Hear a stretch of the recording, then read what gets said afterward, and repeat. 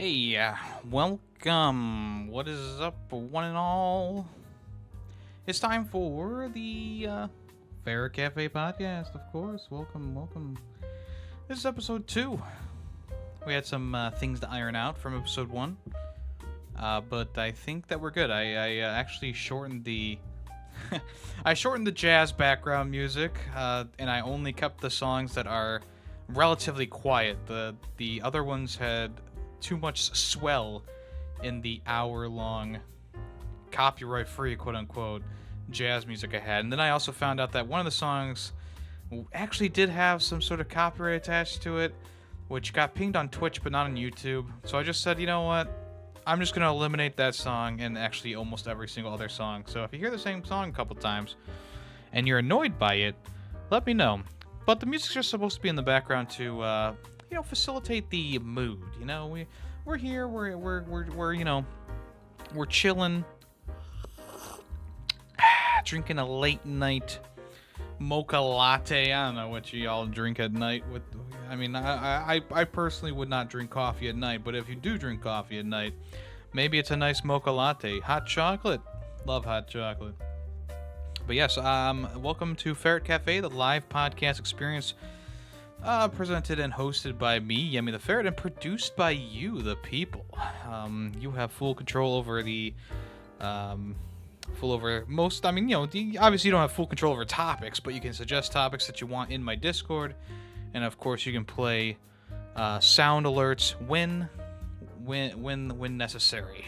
So just let me know how the audio is as we get going, and we're just gonna begin the show with our first topic here. And I guess I should say, so this is episode 2. Thank you so much for listening to the first episode. Like I said, I just had a few things to iron out, and I think we got it, but you never know. Today's tentative topic list, I'm going to go over one of my most embarrassing stories, probably the most embarrassing story, one that I did not do on Fubar Ferret. We're going to go over the top 10 albums of 2023, and maybe I'll talk about my Spotify Wrapped if I feel like it's important enough or if I have time.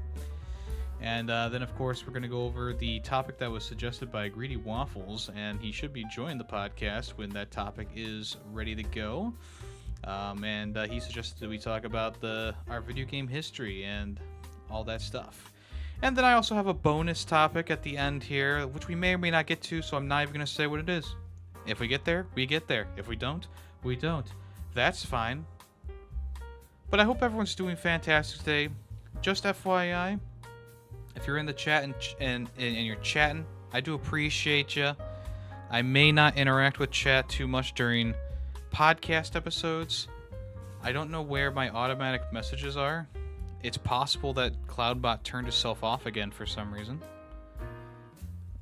No, it says that it's turned on, so the timer should be scrolling through. It's every 5 minutes that the podcast rules pop up.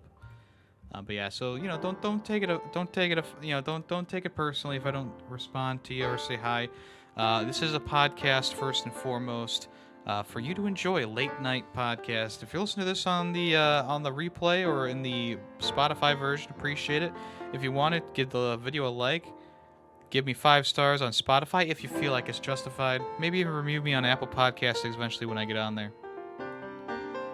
So let's go ahead and talk about the first topic here. And yes, I do have the book back.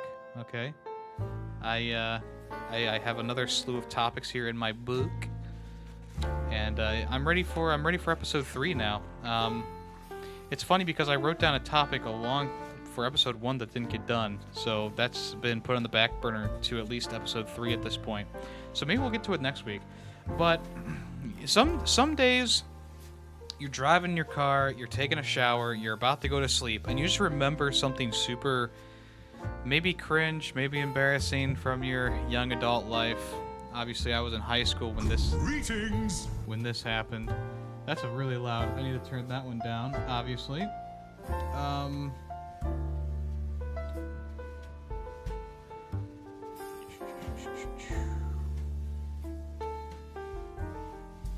Okay. So, um, yeah, so I was in high school quite a while ago now. It's been over 10 years, which is kind of crazy. And every so often I do remember something that happened in high school that is super embarrassing. And this story takes place in government class, which it's weird that government class was like a half year type thing. There was only two parts of a semester, or 2 semesters for some reason for that class, which is good because it was like one of the most boring classes ever. I mean, throughout my entire high school career, I mean, obviously it was senior year, and sure, that senior-itis kicks in a little bit, or maybe a lot for me, I don't know. And government class was just one of the most boring things I had ever had the privilege of sitting through. And before this, I think I had only accidentally fallen asleep in math class randomly one time. And it was very random. I somehow fell asleep, and the teacher woke me up almost immediately, so it wasn't even like that long. But I was embarrassed then. But this government class, it was not pitch black, but it was pretty much lights off, darkness, and the teacher had this super monotone voice. And it was just the perfect environment to put you to sleep. I don't... Like I said, I don't condone sleeping during class, okay? But this class was so boring, and it was dark, and it was like towards the end of the day. It was like 2 o'clock when the class was starting. And it was just one of those things. It's like, oh my gosh, like, can we put some life into this class? And the teacher, like I said, he was very monotone. He was a very tall teacher. He had like a bushy mustache and like a crew cut. I remember it pretty clearly. And he never really emoted or did anything like that. He never raised his voice, lowered his voice. It was just monotone, talking about the government branches and different stuff like that. I don't even remember what I learned in that class. It was so long ago.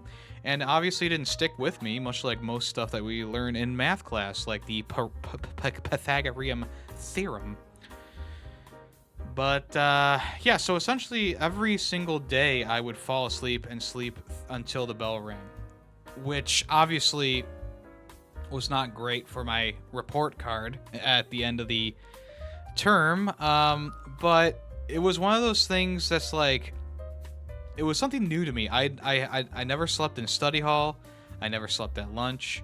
I was always awake for school, but this one class was my kryptonite. This was my super duper kryptonite. So I would fall asleep every single day in the class. And I was kind of I was coherent enough, or like I was kind of like, I guess, half asleep enough that I would still kind of hear what the teacher was saying every so often. And when he went to go pass out papers or something around the classroom, I would kind of, wake up a little bit and pass it around. He used to pass like these newspapers around for some reason. I don't even remember why, but like I think they were big events in government or whatever that made the newspaper. So when he was talking about a topic, he would pass around a newspaper that he had for some reason, and literally the whole class would just, it was almost like passing out papers, because they would just take it and then pass it behind them like really fast. No one looked at it. I don't know why he did that, but so one of the last, I guess this would be probably the last time that I fell asleep in the class. The report card came in like a few days before this, and I had a D in government class, which is actually, honestly, I was expecting an F, because when I took tests and stuff like that, I just scribbled random nonsense sometimes, and I also would just fill in like, oh, D sounds like a good answer for this one. Like, I didn't know, because I had slept through the entire class 90% of the time. So when I got the D on my report card, and obviously not IRL, I got it on my report card, I got the D on the report card, it did kind of like make me go, okay, this is only a 2-semester class. If I fail this, I'm going to take it again. And here's the thing. If I passed government, I would not have a class at the end of the day from 2 o'clock onward. And usually high school went into like 3 or 4 o'clock. So that was pretty good. That would have been a pretty early day. Maybe it's more like 1 o'clock. And then I even could start working my job a little bit earlier, make some extra money, So I needed to do really well in the second half of this class. But the one thing that really jolted me into getting a better grade in the class one of the last times, probably the last time that I fell asleep. I really fell asleep. Like it was a sleep that I had never felt before in the classroom. I went to that like REM kind of sleep cycle where you're dreaming, but you're kind of conscious about it, because I could still hear I vividly remember hearing the teacher's monotone voice in my dream. And I remember dreaming of like an open field, and there was a rabbit who kind of was like Peter Rabbit or maybe even Roger Rabbit. I don't remember exactly. But the teacher's voice was coming from the rabbit, and it was jumping up and down in front of me, and I was just watching this rabbit, this silly rabbit. And I don't know how long I was in this sleep cycle, but I do remember that they passed out like a newspaper like usual, but I was asleep. Like, I wasn't snoring, but I was asleep. I was out. Apparently obviously this is now going into like secondhand whatever, because I don't exactly remember the person hitting me with a newspaper because I was asleep and they were trying to pass it forward. But apparently the person behind me was hitting me with the newspaper. I don't know, lightly, hard, I don't know. And I was just asleep. I was in the deep REM sleep. And then suddenly, as if a bolt of lightning had hit me, the teacher, I don't know if he just poked me or if he actually pushed me awake. But essentially what happened is that I was startled awake by the teacher either poking or pushing me. I don't recall what exactly it was. All I remember is suddenly becoming awake and yelling, like a yell of surprise, and then falling on the in the middle of just falling in the middle of the classroom. Like, I fell out of my chair, and that was it was pretty intense.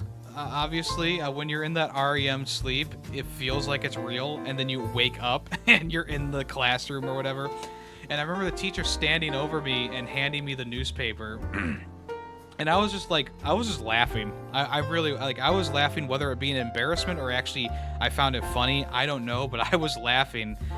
But the rest of the class was dead silent, except for the sound of like that projector thing in the middle that teachers used to use back in the day. And yeah, I mean, it was obviously it was very embarrassing.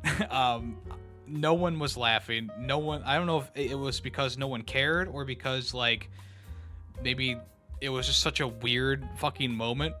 But I got up and I passed the newspaper forward, and no one ever spoke of it again, not even the teacher.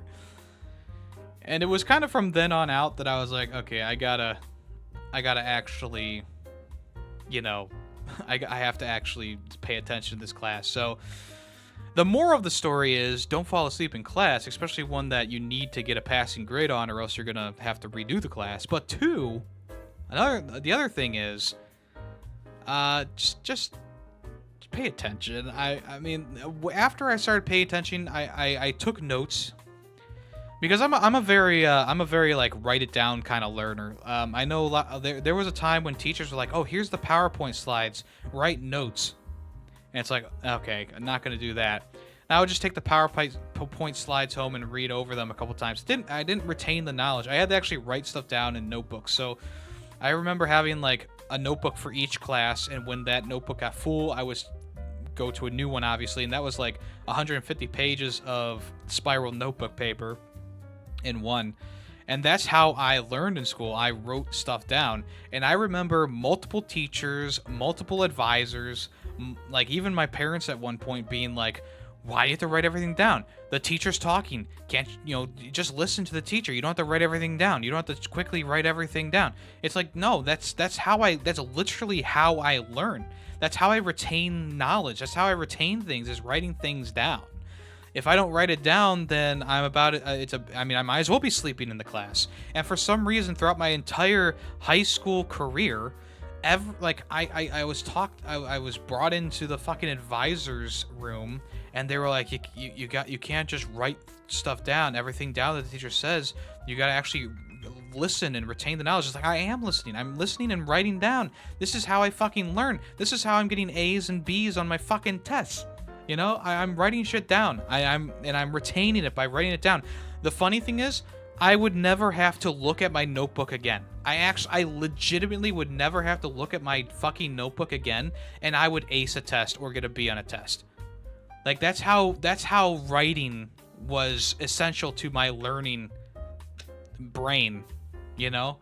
Nowadays, I don't really have that problem, obviously, but back in high school, back in even late in middle school, I was writing everything the teacher said down, not word for word, but like bullet points. If they had the slideshow going, I would write the stuff down from the slideshow. Boom, bada, bing. That's how I learned. And I think the real lesson here is not only stay awake during class, but also if you have a specific way of learning, whether it's writing down in a notebook, just paying really close attention in class, or reading your books, like reading them over and over again, do what works for you. Because a lot of schools, and this is not, I mean, obviously this is not throwing shade at my school, but a lot of schools try and slot kids into the same learning curriculum. Obviously there's kids who have like the honors classes who are higher up than the normal kids, but that's besides the point. And it's one of those things is like, okay, school's great, love school, yeah, but my learning style is different from this other person's learning style, and schools don't do that. They don't branch. They want you to be conformed. They want you to be uniform with everyone else, and a lot of times that's detrimental to learning the subject. And for me personally, I had to write everything down, and no matter how many times someone would say, yeah, you shouldn't be writing everything down, you're wasting paper, I'd be like, yes, I should be writing everything down, because this is how I fucking learn. And I don't know why I had to explain that so often, but teachers, advisors, even my parents would not understand it. The minute I stopped writing something down in my notebook, I would totally not retain any of the information. No matter how many times I reread the PowerPoint, no matter how many times I reread the section of the book, I would not remember it. And the other main thing is that's one of the reasons why I failed biology in school, was because I took the teacher was like, don't write stuff down. Don't write stuff down. I need you paying attention 24/7. You're just nose deep in your notebook writing stuff down. So I said, this teacher's an asshole. I'll show him. I'm gonna fail his class. And I did, which is why I had to take biology 2 years in a row. But anyway, yeah, so that's the embarrassing story. I mean, really, the most embarrassing thing is that I failed biology. Let's be honest. But the other embarrassing thing is that I almost failed government, but I turned it around in the end. I ended up getting a B in the second half of the semester, which averaged out to a C, so I passed. Did I retain any of the knowledge? No. But what are you gonna do? Thank you. Thank you.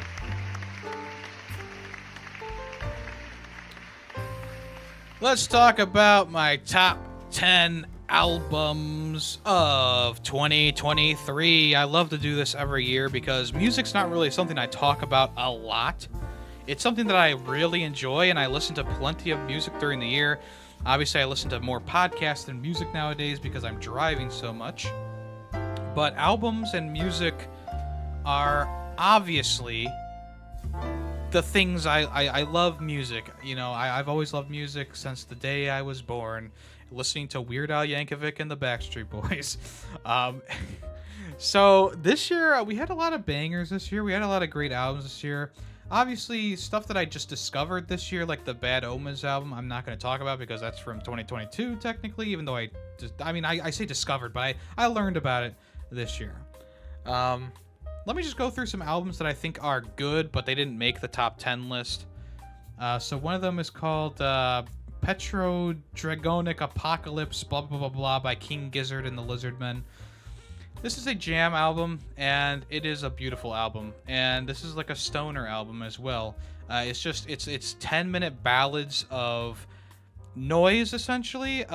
Good noise, obviously. But it is very much like a it's very much like a really tight knit album, and every song kind of leads into one another, which is what I really love about a lot of albums. I album flow is a big thing for me, and when albums don't have a good flow to them, they do hurt my listening of the album. So King Gizzard actually put out a banger of an album this year.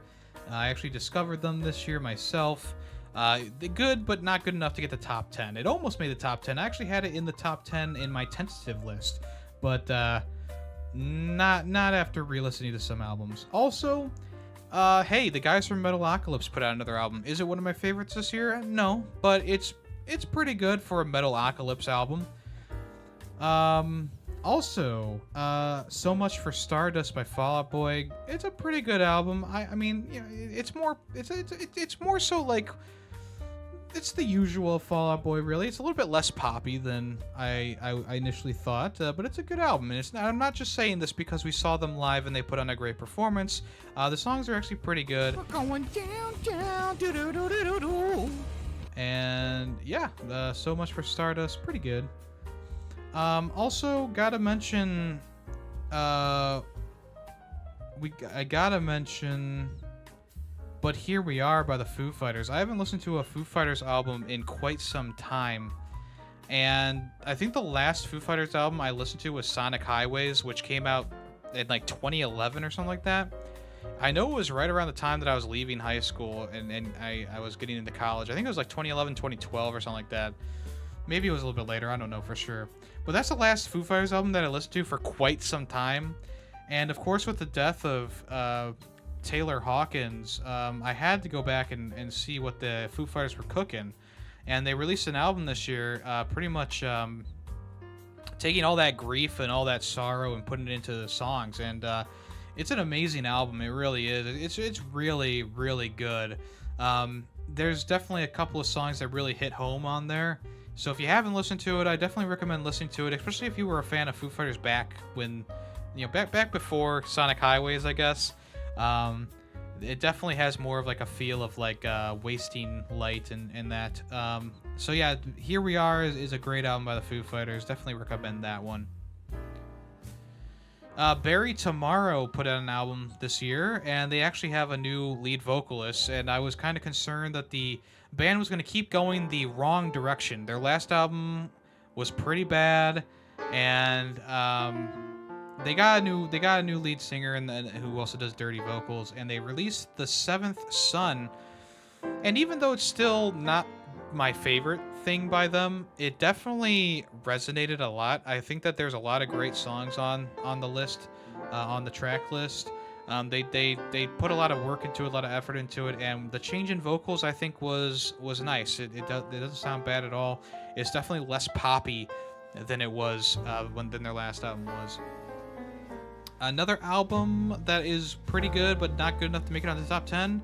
This would be like number 11 on my list, which is Heavener by Invent Animate. I love Invent Animate.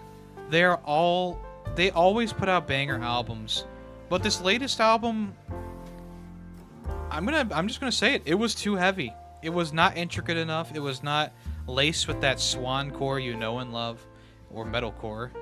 It was just kind of like, it was just not as pretty, I would say, as their other albums. Their other albums have such beautiful melodies and stuff like that, and this album was just too heavy. And even though I really liked it, obviously, okay, I just couldn't get into this one as heavy as the other one. As much as the other ones. It was just too heavy for me. It was a bit too much of a departure from what the band has done in the past. And then I gotta mention Sting by Emma Rosa. This is an album that came out very early in the year. It gives you 80s vibes, Michael Jackson vibes at times. This band has gone through quite the transformation. The last album they put out, which was like Peach something, that was a pretty good album. It was really fun. It was really like an 80s dance album. This one kind of goes the same way, where it's very heavy on the 80s, very synth heavy. It's not the Emarosa that we used to know. But it was pretty good, and my Spotify Wrap says that this is one of the my most listened to albums this year, which doesn't make any sense to me personally because I only listened to it like the first 2 months of the year, and then I started listening to other stuff. So I don't know why it was on there, but it was still a good album. So I mean, what are you gonna do? And then finally for the well, actually no, there's 2 more albums here.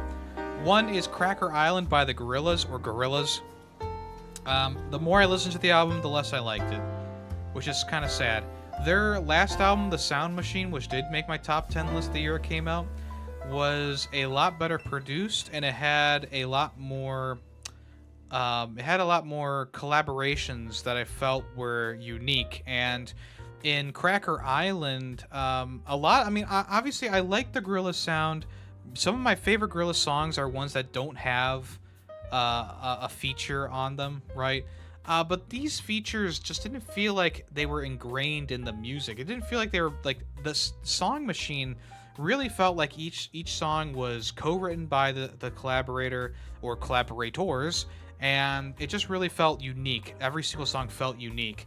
With Cracker Island, there's a lot of great songs on here, but a lot of them are just like kind of the same, like the regular Gorillaz sound with maybe a little vocal track from Joe Mama. I don't know. It's one of those things. It's like, yeah, it's good, but I like Song Machine better, and this one didn't hit the right notes for me. Eventually, when I first started listening to it, I was very hype on it. I was spreading the word around like Gorillaz is back, baby.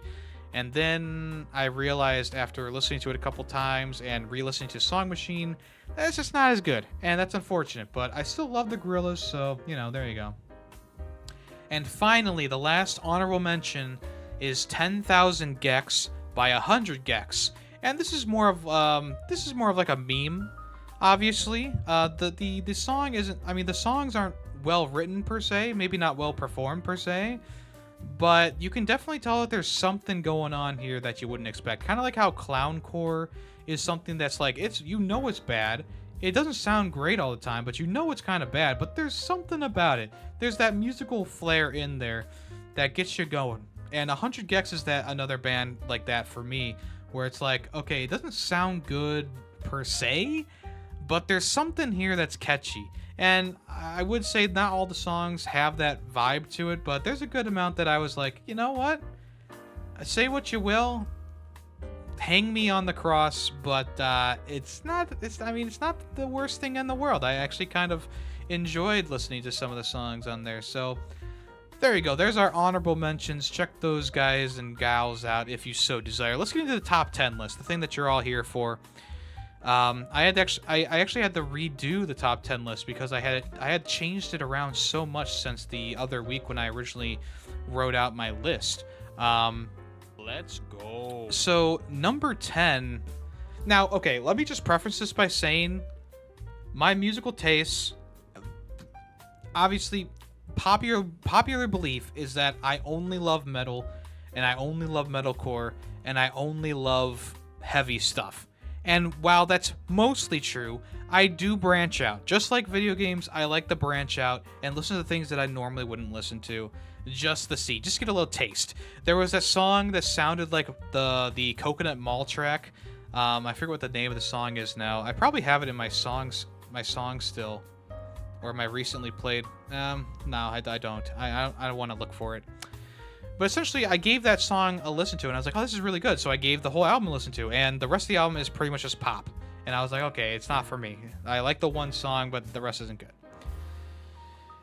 Paramore came around touring for their new album, and they had 2 guest acts with them. One was Block Party, which, Block Party, love Block Party. They hate the song Helicopter. They want to play through it as fast as they can, so they just kind of do it for the people in the crowd.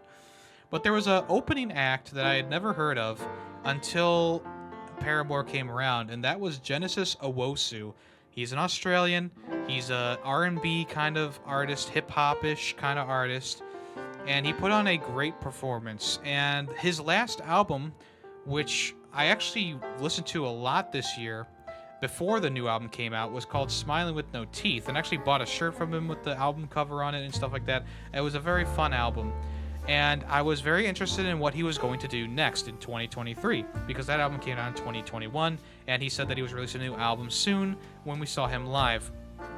And wouldn't you know it, it's one of my favorite albums this year. Struggler is what it's called. The album's called Struggler. It's a red album with a single lighter red line through the middle. It's whatever. It's not as unique as his last album cover, let's be honest. Well, this is a prime example of an album that you wouldn't expect me to like, but actually it really, really hits in the right places. It's obviously very hip-hoppy, very R&B, I guess I would say. Genesis Owusu, it's not really rap, you know, it's more of like a hip-hop kind of thing. It's hip-hop vibe, and it does have some heavier elements in there, I guess you would say. Maybe some rock elements in there at times, but it's one of those albums that I wasn't expecting to listen to as much as I did this year, and it's one of those things that it's like, okay, I get this, I vibe with this, I really like this. Genesis Owusu, you got great lyrical talent.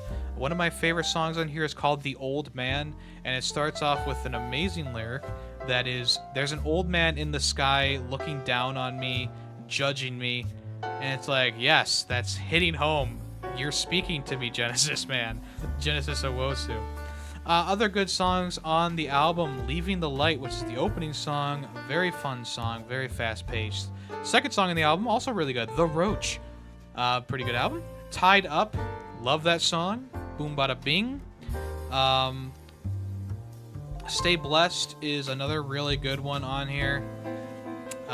There's a lot of great songs on here. If you want to check it out, it's definitely worth your time. I say this about video games, but I'll say it about music too. Try to branch out a little bit. You know, yeah, I mean, maybe this album's going to speak to you like it spoke to me. I don't know. Kind of like how, you know, a few years ago, fucking Dating Simulator got on my top 15 list that year. Hey, I just tried it out and it worked. What do you want me to say? You know, so Genesis Owusu's Struggler, check that out. Really good album. Number 10 on the top 10 list this year. Number 9. Welcome to WatchMojo.com, and we're counting down Yemmy the Ferret's top 10 albums. Number 9 is Mother by Veil of Maya. Mother, the M being in brackets, so it's more like M Other, by Veil of Maya, is the next album in this meticulous, very technical, heavy band's lifespan. I really enjoyed their other albums. They have some really great music in their repertoire. So much so that I accidentally bought like this Ganja Monster shirt that I've worn a couple times on stream. I didn't know it was made of marijuana, but what do you know? Obviously, False Idol is a better album in my opinion, with Double Speak and Fracture and Whistleblower being on there. But Mother, is also really, really good. It starts off heavy hitting with Artificial Dose and Reconnected and Godhead, and it just slaps you in the face with Red Fur, Mother Part 4, and Synthwave Vegan, which all just really slap you in the face with just how good they are. Very excellent album. I can't sing its praises enough. Also, the artwork on the cover, pretty cool. I mean, you know.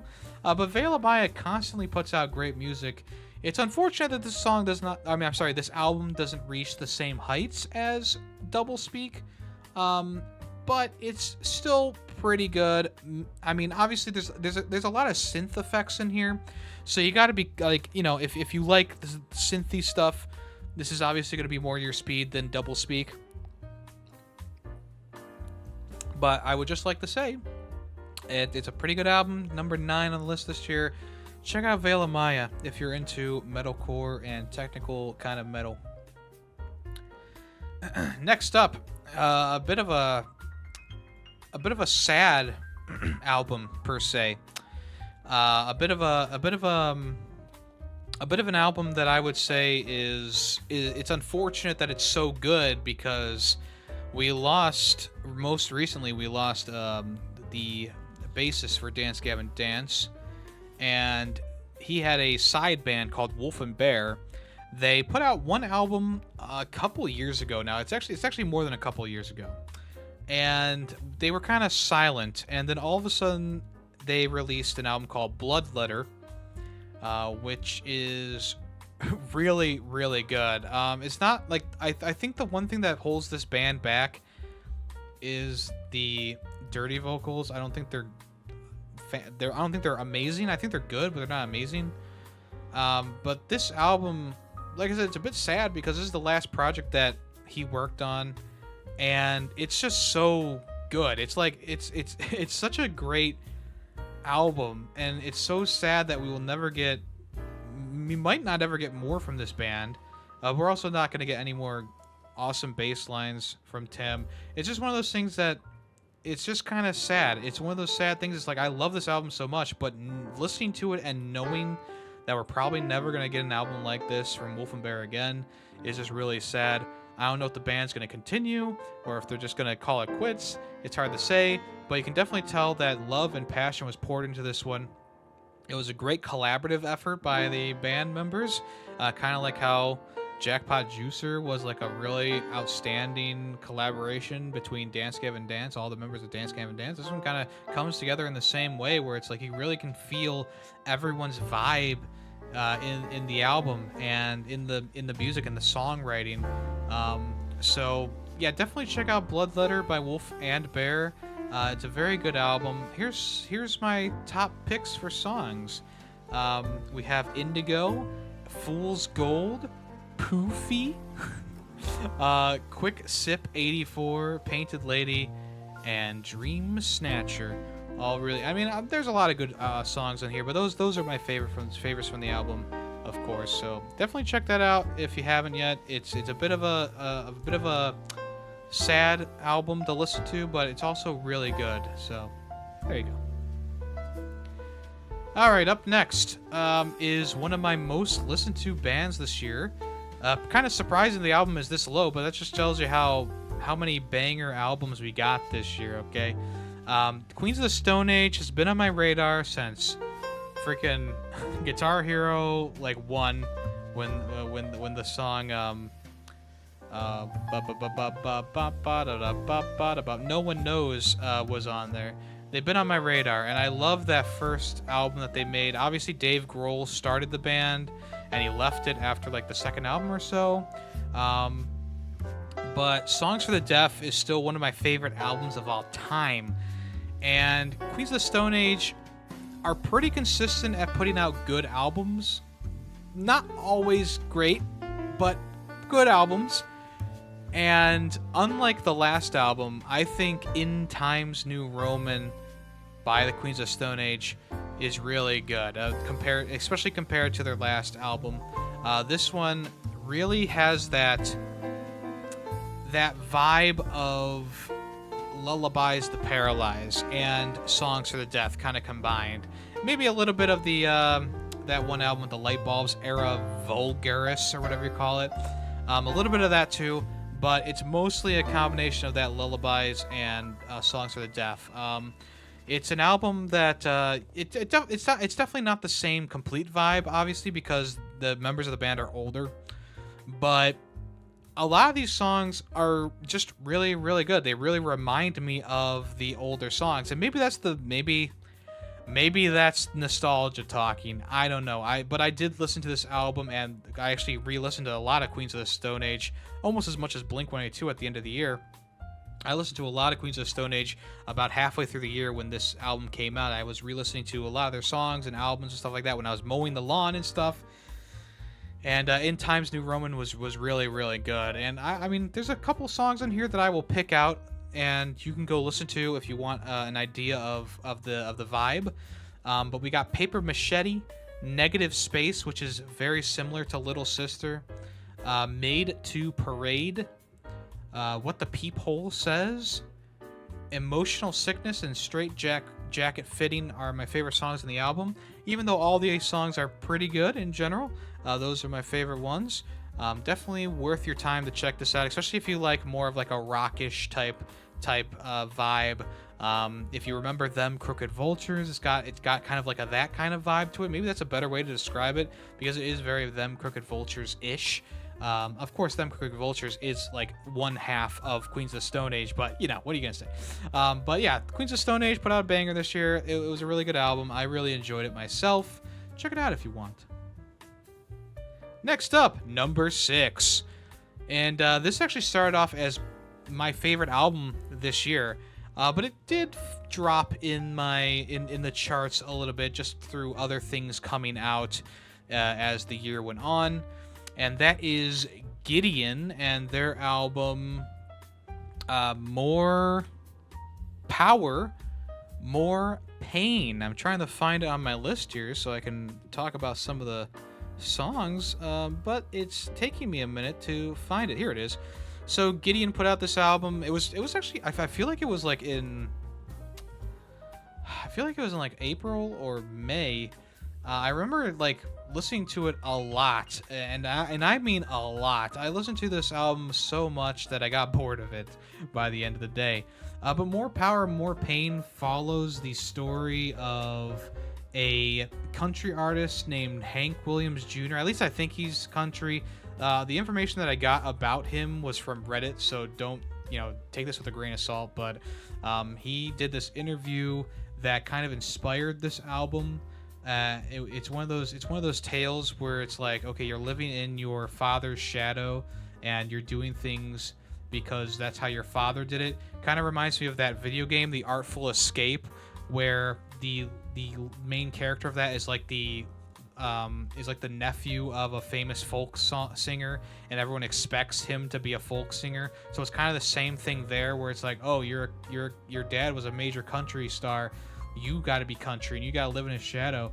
And his father actually committed suicide when he was like 17 or 18 years old, and he actually was going down that same road. I don't know whatever happened to him. I didn't look that far into it, but pretty gruesome stuff. But he had this interview that Gideon took inspiration from, and people were saying that it was kind of parallel to the band's own story, which I didn't look into enough. I apologize.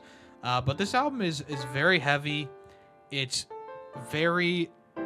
not tough to listen to in a way that's like, oh, it's so bad it's tough to listen to. It's tough to listen to because a lot of the stuff that they put into this album is just so full of hate, and it's so painful. Like, the lyrics are so painful and the subject matter is so hateful and painful. It's just one of those albums that you listen to and it's just like, I'm angry, I'm pissed, like, this shit slaps, like you're hitting me in the face with this shit.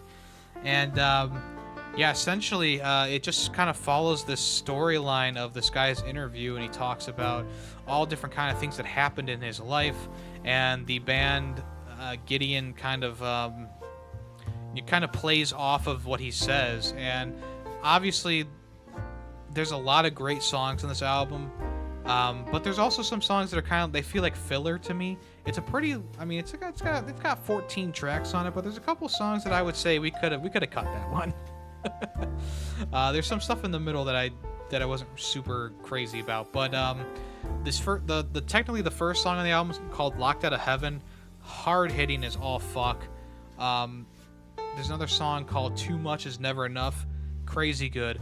The title track, More Power, More Pain. Amazing. Take Off. This is like the radio hit kind of song. So it's not my favorite, but it's still pretty good. And then there's another song called If You Love Me, Let Me Go. And then later on, it kind of gets back to being, something I more so liked. And Back to Basics was like the last good, one of the last songs that I liked on the album. But yeah, More Power, More Pain. It's the title says it all. The title literally says it all. More power, more pain. Heavy as fuck. Tooth and nails. Feels like you're in a mosh pit the entire time while you're listening to it. It's one of those albums that I'm going to revisit multiple times throughout my life, and it's going to have that same profound impact that it just punches you in the face with. So, More Power, More Pain. Number 6. Number 6. Next up is number 5, which is a band that has actually won album of the year, I think twice, maybe once, maybe twice. I don't remember exactly how many times I've given them album of the year, but I just really love them. And that is Hail the Sun and their album called, oh my god, I'm losing my place here. Their album called Divine Intertention.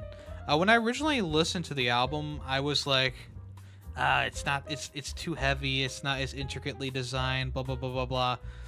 And I re-listened to the album a couple times since then, and I'm like, no, this is great. This is actually really, really good.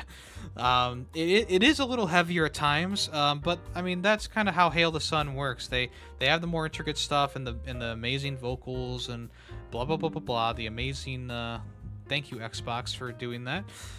Xbox Game Pass, you can now play Far Cry 6. But anyway, Hail the Sun, they really put a lot of work into this album.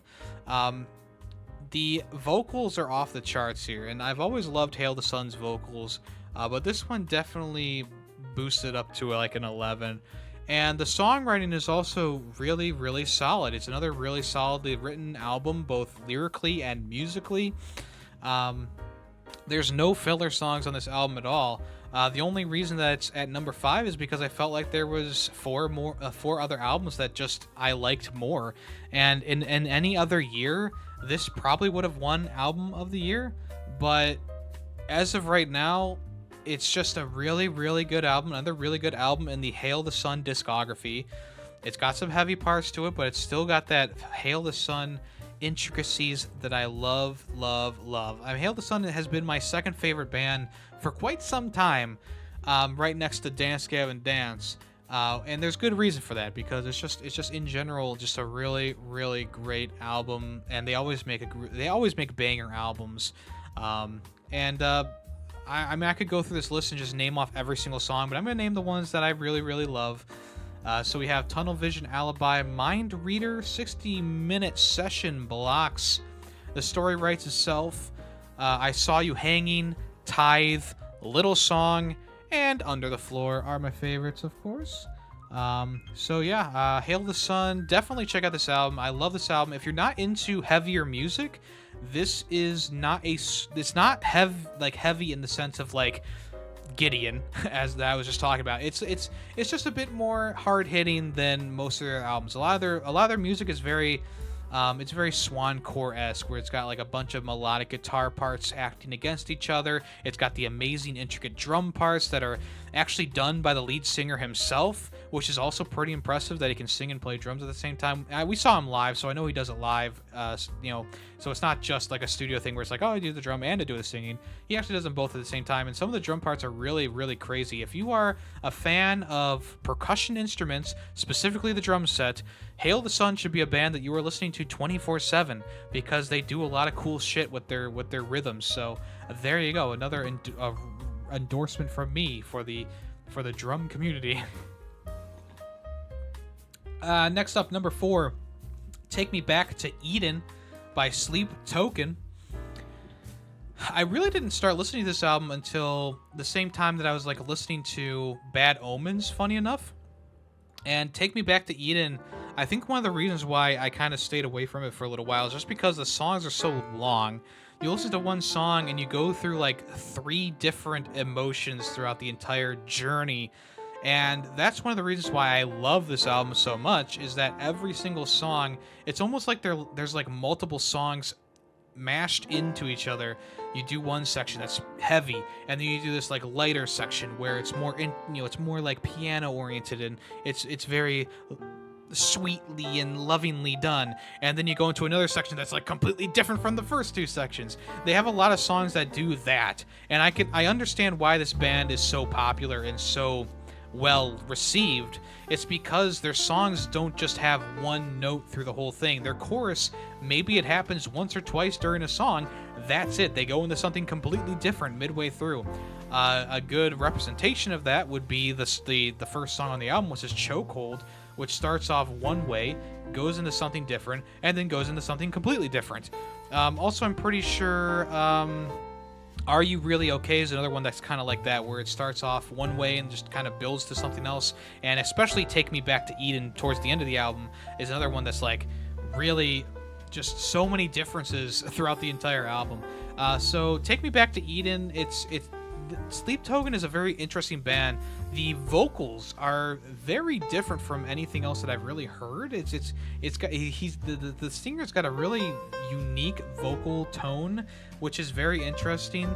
Just kind of like with Hail the Sun. If you're not really into metal or heavy metal or screamo or metalcore, this is another band that you should look into because it's heavy at times, but it's also light at times. There's not really that much screaming going on. I mean, I love dirty vocals, don't get me wrong, but there's some bands that work a little bit better with the less is more, and this is definitely one of those times where it's like, when they do the heavy, dirty vocal parts, it really is to make an impact in the song, and you know, they're not just screaming constantly throughout the songs. There's a lot of musical talent being shown off in this album, particularly in the songs that I just listed off, that just go through all these different transformations while you're listening to them. And that's something that I love about music in general, is when it takes you on that journey, gives you goosebumps every so often, makes you feel different emotions all in one song. In 1 6-minute span of music, you're feeling like 3 different emotions while you're listening to it, and that's something that I really gotta commend them for. A really solid album, really great album, honestly.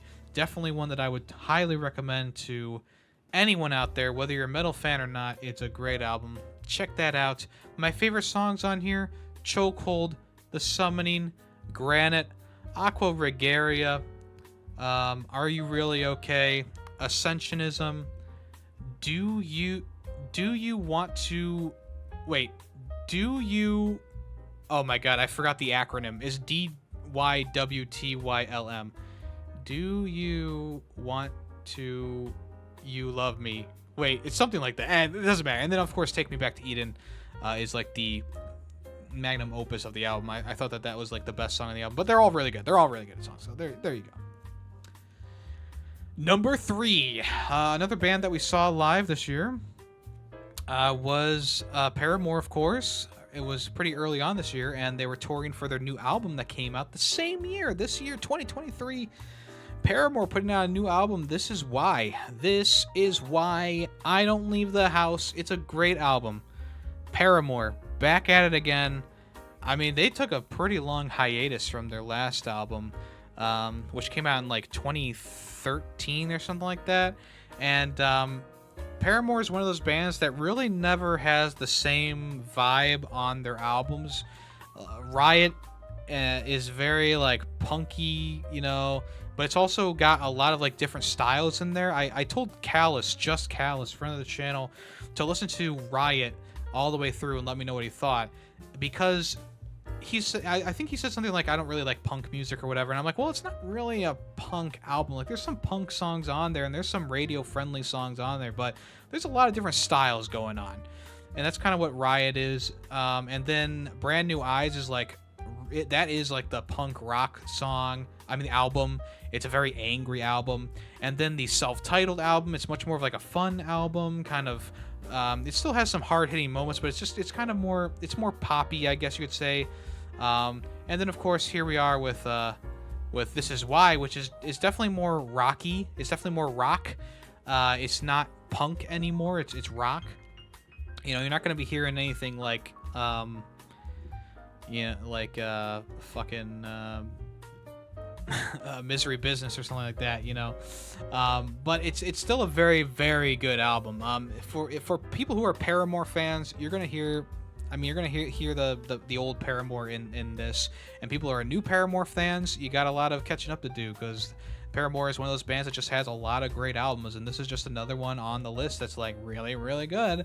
And it's also another one on the list that's just, it's a completely different vibe than anything else that they had put out before this one. And of course, the lineup is kind of changing almost constantly. I know there's like usually the three big wigs on there, but the rest of the band does kind of change around a lot. And this new configuration, it's a little bit more rocky, a little bit. I mean, there's a little bit of folkiness in there. Obviously, there's still like the pop kind of party songs as well, but it's also another album that's like really expertly written. Haley Williams did a great job with the lyrics on this album, and really putting in purpose and meaning into a lot of these songs. They're not just poppy songs that are meant for easy listening, have to do with love and whatever. There's a lot of like hard-hitting topics in there, like toxic masculinity and I guess fake news and stuff like that. One of the songs is pretty much about how we're running out of time. The world is dying, and we're running out of time to fix it. So it's a very meaningful album on top of just being a really good album in general. It's one of those things. It's like it's got meaning behind it, but also the music's really good. So it's the double-edged sword there. Which might not be the right expression for that, but I digress. There's really not much I gotta say. I mean, they did a great job, and that's that. And my favorite songs in the album are "This Is Why," "The News," "Running Out of Time," "Cassette Casa." I think that's how you say it. Cassette Casa, Cassette Casa, la la la la. "Big Man, Little Dignity," "You First," "Liar," "Crave," and that's my favorites on there. So if you want to check that out, definitely check out Paramore. If you're a new Paramore fan or an old Paramore fan, check that out. They also put on a great live performance. Number 2 is a band that I recently talked about a lot on the podcast, so I don't know how long I'm going to talk about this album because I've already talked about it for quite some time on the last episode. But that would be "One More Time" by Blink-182, and I love this album. It probably would have been number 1 if I didn't like another album more, which you may or may not know already since I've been talking about albums. But "One More Time," it's another album that it was a bit of a surprise because Blink-182 had taken such a long hiatus. They've been back, they've been gone, they've been back. They put out one of the worst albums I've ever heard with 9, which was like in 2019 or whatever, 2020, 2019. And I thought that the band was going to be kind of just coasting on the train that was their success with their past music for the rest of the time. And then Tom DeLonge came back, Travis Barker came back, Mark Hoppus came back and said, "Hey, we're going to be friends again, and we're going to write about a whole slew of stuff, and we're going to make an album that almost perfectly combines all the eras of Blink-182 into one tightly packed album of 17 songs." And if you want to hear more about this album, listen to the first episode. I talk in depth about this for so long. If I was going to name my favorite songs in the album, it's pretty much every single song except for some of the shorter ones. Honestly. We got Anthem Part 3, we got Dance With Me, we got Fell in Love, we got Terrified, we got One More Time, we got More Than You Know, we got When We Were Young, we got Edging, we got You Don't Know What You Got, we got Blink Wave, we got Bad News, we got Turpentine, we got Fuckface, we got Other Side, we got Childhood, all bangers, all really good songs. Blink-182 is back. Blink-182 is back, and this might be the last album we ever get from them, but if it is, they're going off on a high note, and what more could you want? Because if they had stopped doing music with 9, that would have been the low point, and that would have been the stake in the heart, okay? But they're going out on One More Time. We don't even know if it's gonna be the last album for sure, but it just kind of feels like this is the last hurrah. This is the last album that we're gonna put out with the full band here. And for what it's worth, amazing, excellent, as close to a 10 out of 10 as you can get. Way better than what other bands are doing in the same age bracket. I mean, just check out anything that Green Bay has done in the past like 3 years or 4 years. It's shit. Like there's a moment, there's a time and place where it's like, okay, we're not making as good music as we used to. Let's just stop. Blink-182, bring it back, baby, because they can still fucking make music. That's a subtle jab at, maybe not even a subtle jab. That is a jab at Green Day. I'm sorry, Billy. I'm sorry, Billy. And number one, the number one album, folks. My favorite album this year. It should come as no surprise. I've been listening to this album so much since October. I might as well have the whole set list tattooed on my back. This is an album that I was scared going into. This is an album that I thought was going to be just generic pop trash, and I was going to be so angry when it came out. But I gotta say, you should never take singles for what they are, because songs can change by the time they get to an album. Vibes can change as an album gets made. And The Surface by Beartooth is one of those albums that I was nervous about, because everything pointed to this band going too poppy. But in the end, they made the best album of 2023. Musically, great. Amazing. Beautiful. Hard-hitting. Subtle. Intricate. Any other words? Not right now. Lyrically, you can definitely lyrically tell that the singer-songwriter has gone through the ringer. They've gone through it.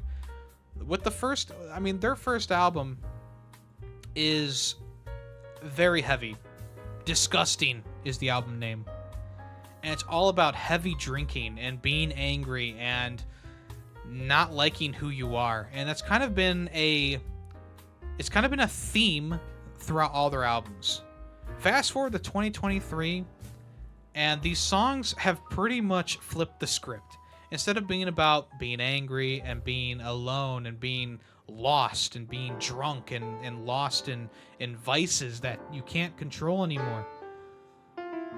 Instead, they're singing about redemption and living again and being a better person and being a better person, not just for themselves but for other people. Talking about the struggles that they've had in life and just how crazy things got. And Beartooth is not a band you would expect with their past track record to come out and be like, hey, we were alcoholics, we were drug addicts, we were shitty people, but we've turned it around, and now we can make music that reflects our current mood, our current life. And even though I will always love their older albums with Aggressive and Disgusting, this new album is exactly what I want. It's a feel-good album that is heavy, a little bit light at times, a little bit poppy at times, but that's the thing. Even though it's a little bit poppy and a little bit light at times, it can still hit really, really hard. There's still guttural screams and yelling and dirty vocals. There's still breakdowns and bass drops, and everything that you would expect from a Beartooth album is packaged in here along with the lighter stuff. And one of my favorite things about this album is the flow. The songs they don't like lead into each other, but they work together so well from the end of one song into the start of another one. And every song kind of has its own vibe to it of damn, we're doing this. We're going from one extreme to the next. And that's one of the things that I really love about this album. And it took me a while to get into their last album, which was Disease. It took me a little while to get into that one, but by the end of it, I did end up liking it. But with The Surface, I immediately connected and loved this album from the get-go. It did not take me any time to get into it. I immediately went online and bought the shirt for the album, and I wanted to support them more, because they really did. Just like that, they released the best album of the year. Just like that. So the best songs on the album: The Surface, Riptide, Doubt Me, The Better Me, Might Love Myself, Sunshine, What's Killing You, Look the Other Way, What Are You Waiting For, My New Reality, and I Was Alive. That's all. You might be saying, hey, that's all the songs on the album. Yep. It's the only album this year that I can say that 100% of the songs are bangers. 100% of the songs I love. 100% of the songs I would listen to over and over and over again. I can't say that about any other album this year. Every other album this year has one or two songs that it's like, okay, yeah, it's fine, but it's not my favorite. Or it's good, but I'd skip it the next time. This album is what I've been waiting for from Beartooth since Disgusting. It's an album that is perfectly executed. perfectly written, perfectly performed, and it does it hits everywhere. It just hits everywhere. It hits you in the face, it hits you in the balls, it hits you in the heart, hits you in the armpit, tickles your feet. It's just a great album all around. So Beartooth, The Surface, if you haven't listened to it yet, it's really good For free? so yeah. I mean, look, obviously this is not going to be an album for everyone. It is definitely heavy. It's grimy, it's dirty, it's everything that a person who says I don't like heavy metal because you can't understand the lyrics, it's everything that a person like that would hate, which is a good thing because fuck those people. Fuck those people. All right, let's that's it. That's my top 10 albums of this year. I highly recommend every single one of these albums. There's not one album that I would say, oh, don't listen to that one. That's just for me. So yeah. And I guess this is another thing that's like, this just kind of shows how diverse in music that I'm getting, right? As I grow older, I guess. I still love my metalcore, don't get me wrong. I still love my metalcore and my heavy metal, my screamo. I still love that stuff. But there's other things creeping in. There's other things creeping in that I'm surprised that I'm starting to like more. This doesn't mean that I'm gonna go back to Backstreet Boys or NSYNC. You know, I'm not gonna get into K-pop, but there's some cool stuff going on in the mixed genre scene, and I'm starting to see it more and more in my feed, and I'm starting to like it more and more. Mixed genres are some of my favorites because they combine like R&B and rock. They combine like R&B and metal sometimes. There was a band that had an album this year called I think the band was called Zulu, and this album was one of the craziest albums that I listened to this year. I didn't put it on my top 10 or anything like that because it's not like my favorite, but it's just one of those albums that's like really crazy. It goes from like super heavy guttural screaming screamo songs to like smooth jazz, and it's like, what the fuck? Like, you're listening to the album and you just go, what the fuck? But I'm starting to like stuff more like that, that's kind of like combining genres. That's the thing that I really like, and that's also a part of my video game taste too. If something combines genres, I usually go, oh, that's my shit right there. You know, I love when they combine, you know, roguelite mechanics with management mechanics. If it was just a roguelite or just a management game, probably wouldn't like it, but because it's two things at once, I love it. Cult of Lamb last year, that's what that is. Anyway, that's that. Music is great, music is good. Listen to music no matter what taste you have. Support your local artists if you can. Okay, we'll go ahead and move on to the second topic, or I guess it's the third topic of today, and that is video game history. Our video game history with the one and only GreedyWaffles. If GreedyWaffles wants to join the podcast waiting room, the cafe waiting room, I will move them over, and we will talk to GreedyWaffles, who suggested this topic. One of the first topics suggested.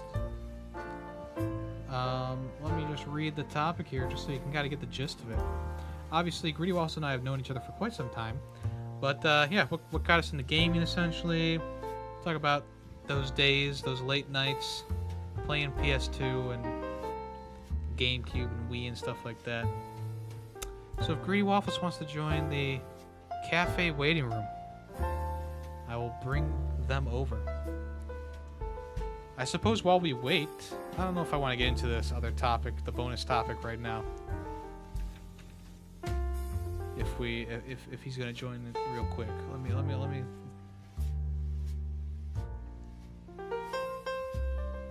see here. Thank you everyone who's listening right now. Really appreciate that. You know, we're just chilling. We're having a good time. Some good stuff today. Hope everyone's doing great. Hope everyone's doing well. All right, GreedyWaffles is here. Let's move them over. How do I do that again? Move to. This one. Check, test, GreedyWaffles. Check test GreedyWaffles. I need a drink of water. I've been talking for a while.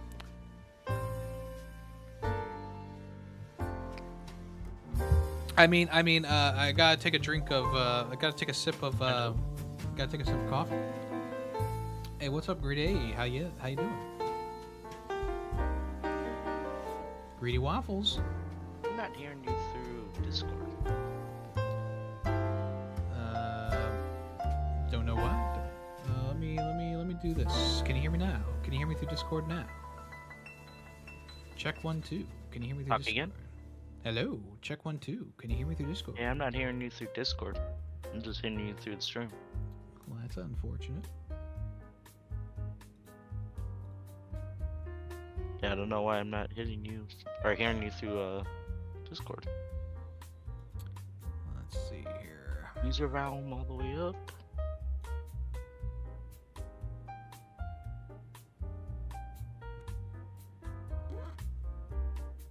Well, let's try putting them back and forth. Let's try it again. Move to here. It worked last time. Kenobi was able to hear me, so I don't know what's different now. Hello? Check 1 2. Can you hear me now? Yeah, I'm still not hearing you through Discord. Do I need to set channel status? I don't think so. Let's see. Let me switch over here. Hold on. Can you hear me now? Can you hear me now? That's through Discord still. You can't hear me? Stream. Okay. Yeah, I don't know what's going on, folks. Technical issues. Don't know why this is happening. Didn't happen last time.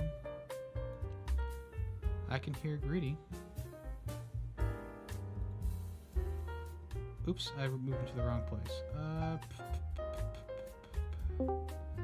Yeah, I don't know why. Yeah, I guess check your input and output, I suppose. I mean, your output's good. Maybe your input's not. I don't know. Yeah, if I need to raise GreedyWaffles' volume, I can do that. So, you know, just let me know.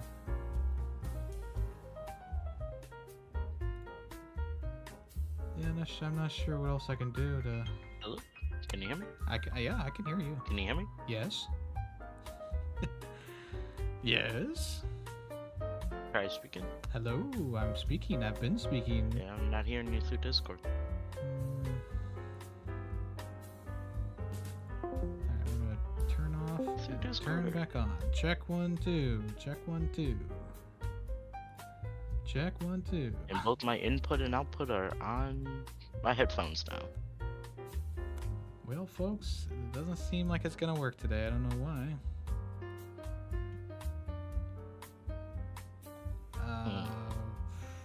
Yeah, I don't know. Wait. Talking. Hello, I don't know. Hey, got it. I got it. Alright. What'd you have to do just for the people in the audience who maybe will have the same problem in the future? So there's two input or outputs for my device, and I had to put it on the other output device. I moved it from default to headphone or headset earphones to headphones. Good work. Can I get a clap and champ, please? Well, first, let's make sure that everyone can hear you. Is the audio okay for Greedy? Watch my voice not work now. I turned him up a little bit. So let me know if it's good to go. All right, we're good to go. Good to go. Let's go. Just like last week when I talked to Kenobi, if you want to introduce this topic for us, I know you put the topic description in the Ferret Cafe topic suggestion chat, but why don't you go ahead and introduce it? Let's hear what you got for us. Yeah, I was just thinking, what got us into gaming, and we grew up, going to each other's houses, having sleepovers. You had different systems, different games than I did, and just we can talk about not necessarily our sleepovers, but those games and what got us into gaming. And I mean, I know there's been many podcast stuff about talking about youth gaming, but more so like the nights where we played, Rock Band, and we had to silence, the drums because my grandmother was sleeping or watching us, and she went to bed and it was like 3 a.m. We're like, oh no, we gotta continue playing Rock Band, and we put like socks over the padding to try to dampen them down. Or the time where we're in the back room and we're playing Battlefield Middle Earth, on the computer, and we zoomed in on the wolf's butt to take a picture, and then my computer froze, and my dad was walking into the room. Yeah, that's a classic moment. So I was just thinking, let's talk about that, like that kind of stuff, and how we played Time Splitters and all these different games, Stuntman, and how my PS2 didn't have a memory card and all that. Let's start from the top. From the top then.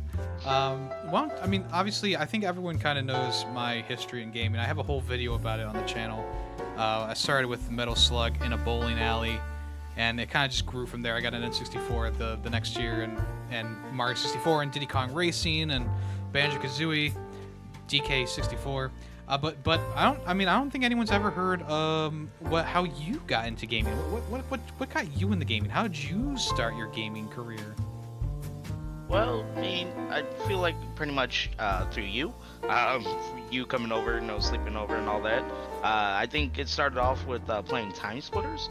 I think we were playing that one night, and I just like, oh, this is what this is, and playing that first zombie level really got me into gaming. I believe my first own game that I actually went out and got on my own was the original Call of Duty for computer, with the expansion of Call of Duty United Offense, or Offensive. Yeah, it's Offensive. Great game. But I remember downloading that, and I was just a kid, and I was so mad because when I got the game, it asked for the product key, because that was back in the day where the product key was in the back of the manual, and I was like, oh my god, what is this? Like, I can't get the game to work. And my sister comes over and she's like, this is the product key, this is where you gotta put it in. And so I felt kind of stupid that day, but got me into shooters is definitely like Time Splitters with the combination of like United Offensive. And I say United Offensive because I was more of a fan of Base Assault and all that kind of multiplayer stuff. Now, I don't want to say that you're remembering incorrectly, but I remember that you had GTA 3 and Stuntman before you had Time Splitters. Yeah, but I wasn't really allowed to play GTA. That was kind of like watching my brother play, and then I kind of sneakily did it. But I wasn't really allowed to play it. Stuntman, yeah, but again, that's another one of us, I played it more when you were over because we were trying to beat the game within one sitting because I didn't have a memory card to save on, so. Okay, yeah, so Time Splitters was the game that really did get you in gaming. Even though we played Grand Theft Auto and stuff, it was Time Splitters that really sparks your interest. Yes.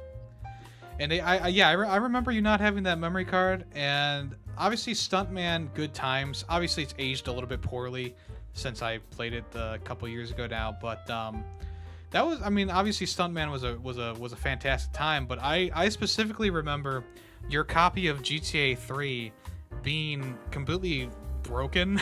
Yeah.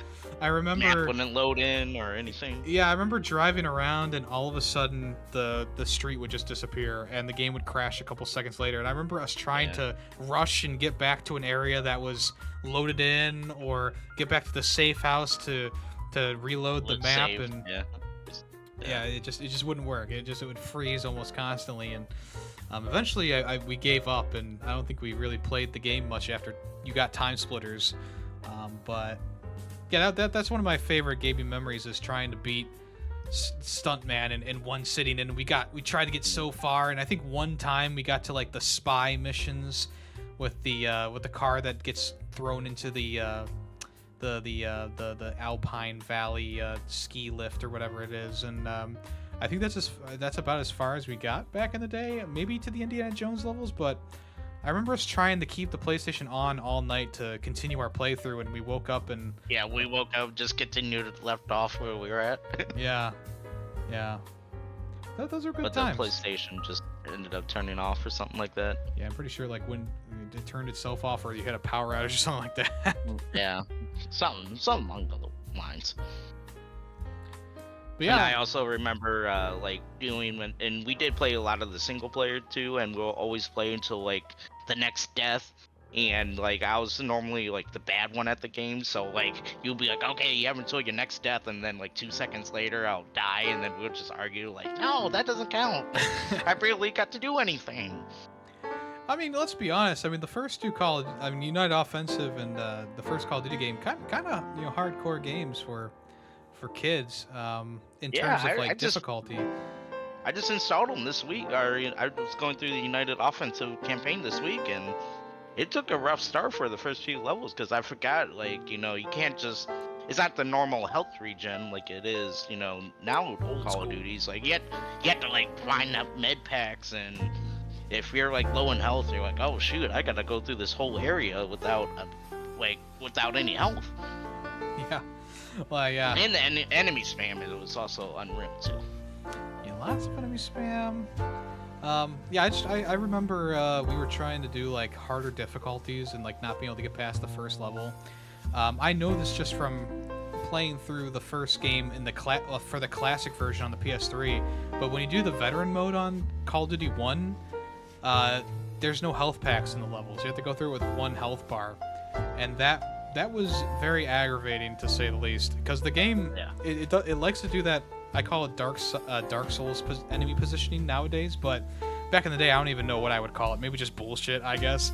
Where they just have like an enemy with like an MP40 in a corner that just take out your health bar in a couple of hits around the corner. Or like there was that one Soviet mission where there was a bunch of snipers in a building across from you, and you couldn't really see them, but they were hitting you as you went up a staircase, and it's like, where the fuck are these enemies? Like, what the fuck? Whoops. I was young and dumb.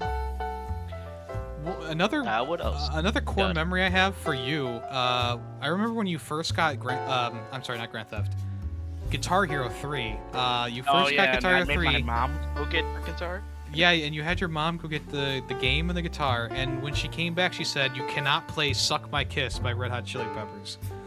And I don't remember her saying that. Oh, I remember it because you were we had to we turned the volume really low on your TV so she couldn't hear what we were playing, and I remember we got to that point in the co-op campaign where you had to play the song to continue, and you were like, I can't play the song, and I was like, no, we have to play the song, just turn the volume down really low. I remember that very vividly. And you were like, your mom can suck my kiss. Yeah. Funny, I mean, the funny thing is if you play Suck My Kiss in the training mode or whatever, the practice mode, and you slow down the song by like 2% or whatever, you can actually hear them do the swear words. They didn't actually edit out the swear words in the slowed down version of the song. Oh. Just a little fun fact there. I'm telling my mom? No. Yeah, do it. But yeah, our I guess I would say our magnum opus back in the day was our late nights playing Rock Band and Guitar Hero World Tour, and just trying to get like 100%. Yeah, I usually play guitar. You play the drums. And sometimes I would sing, and eventually I got into the drum playing, which ended up by the time like Rock Band 2 or 3 came out, we started doing drum battles with each other by the time, which was pretty fun. But I mean, when Rock Band came around, that was like perfect because it's like, you were good at playing expert on Guitar Hero, but your main bread and butter is of course the drums, and you really rock those things out. So I mean, we got like gold stars on almost every single song in the game, and we played for late nights, and eventually when World Tour came out and there was a new drum set with like the cymbals attached to it, of course we had to get that, and we would play that all night, and It was just one of those things that's going back around to your to your little snippet about putting the socks on the drum pads or whatever. Like, I vividly remember us like trying to silence the drums as much as we could while still being able to have the drums be played. I just had to hit a little harder just to activate them. Yeah, the sensor just wouldn't sense the drum hits because there was so much padding to quiet them down. Gee, I wonder why. Because we didn't have the problem with the guitar controller because the Rock Band controller is a soft strum, so there was really no noise coming from the guitar. But when you started doing those drums, it was like you were actually playing a drum set in the room. Well, sometimes. This is like Rock Band 1 drums where you're literally hitting like a 2x4 with like a drumstick. There was no like, it wasn't the Rock Band 3 drums where it had that like gel padding in the middle. Yeah, it was definitely just like a hard piece of plastic with a sensor in it, which broke. Like when they broke, they made like fart sound, like wet fart sounds. Whoops. Yeah. I also remember playing that hockey game. Remember that hockey game? Like, we worked our way and we found this pirate map where you play on the pirate ship. That was awesome. And I remember just fighting all the time because you can, like, literally just get your characters just to fight each other. I forget the name of that. It was like, what was the name? I don't remember the name of it. NHL something? Yeah, I don't know. It was probably something like NHL Blitz or something like that. I know I downloaded, what do you call that? Where you can download like the system. What is it called? Like where emulator? You can download an emulator. Yes. And I found the game and I was playing that for a little bit, but that was like 2 years ago. So don't have the emulator since my new computer. And going off of sports, not all the sleepovers are at my house. Going to your house, you had the Wii, obviously. Remember playing Mario Strikers and beating. All-time high was beating the robot team by 1 point. I think we came back from a 2-1 deficit and won with like 1 second left. Yeah, rip Mario Strikers. It just that new game was the just original, so terrible. the good one. Yeah, the new one just so bad. The original game was really good. Yeah, that Bowser team was no joke, and it was just. Was it the Bowser team or the robot team? Well, Bowser had the robot players. It was back when like Mario had Toads and Wario had like Shy Guys or something like that. Koopa Troopas. All I remember is we were all like sad. We were like, "Oh man, this is gonna take forever." And then I just remember it was like 2 seconds left, and I lobbed up a pass to you, and you tied it, and then I did like we literally did the same like kind of play, and you scored within like 1 second. It was it was awesome, and we were like jumping around, like dancing around your parents' basement at the time. It was I remember that time. It was fun. It was epic. And then you had that Ghost game. What was that game where you had like the Ghost Squad? was it Ghost Squad? Yeah, that was a fun one too. I remember playing that. That was fun. Yeah, it was a really short game. I think there was only 3 levels in it, but it was one of those like time splitter type games. Not time splitter, time crisis type games where you just shot the screen with a gun. And you know that's one of the things that I always say about like VR nowadays is like, why don't we just have some like games like Time Crisis put onto the VR? Like that, it's built for that. It's built for just shooting guns in VR. Like, what are we doing here? Not having like a Time Crisis or something like that be in this. Like, they could easily do something like that. But that Ghost Squad game, I remember buying it from the store because it looked a lot like Time Crisis, and we used to love Time Crisis at like the bowling alleys and stuff like that. Put like $1 in and be able to play like for a couple of levels. And yeah, that Ghost Squad game was just it was like it was literally we have Time Crisis at home. That's pretty much what it was. Mom, can we go to bowling alley to play Time Crisis? No, we have Time Crisis at home. Exactly. Oh. Do you remember playing graffiti mode in Tony Hawk Pro Skater? Yeah, you always whooped my ass in it. That still is one of my favorite modes in Tony Hawk Pro Skater history.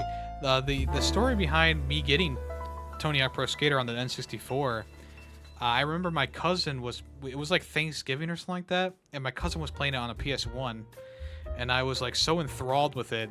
And I was like, I had to be like 6 or maybe 7 or 8 at the time when I got the game originally. And I was just so enthralled with it, and I just wanted to watch him play and play and play. And he wasn't giving me a chance to play, or learn how to play. And I had to go pee so bad.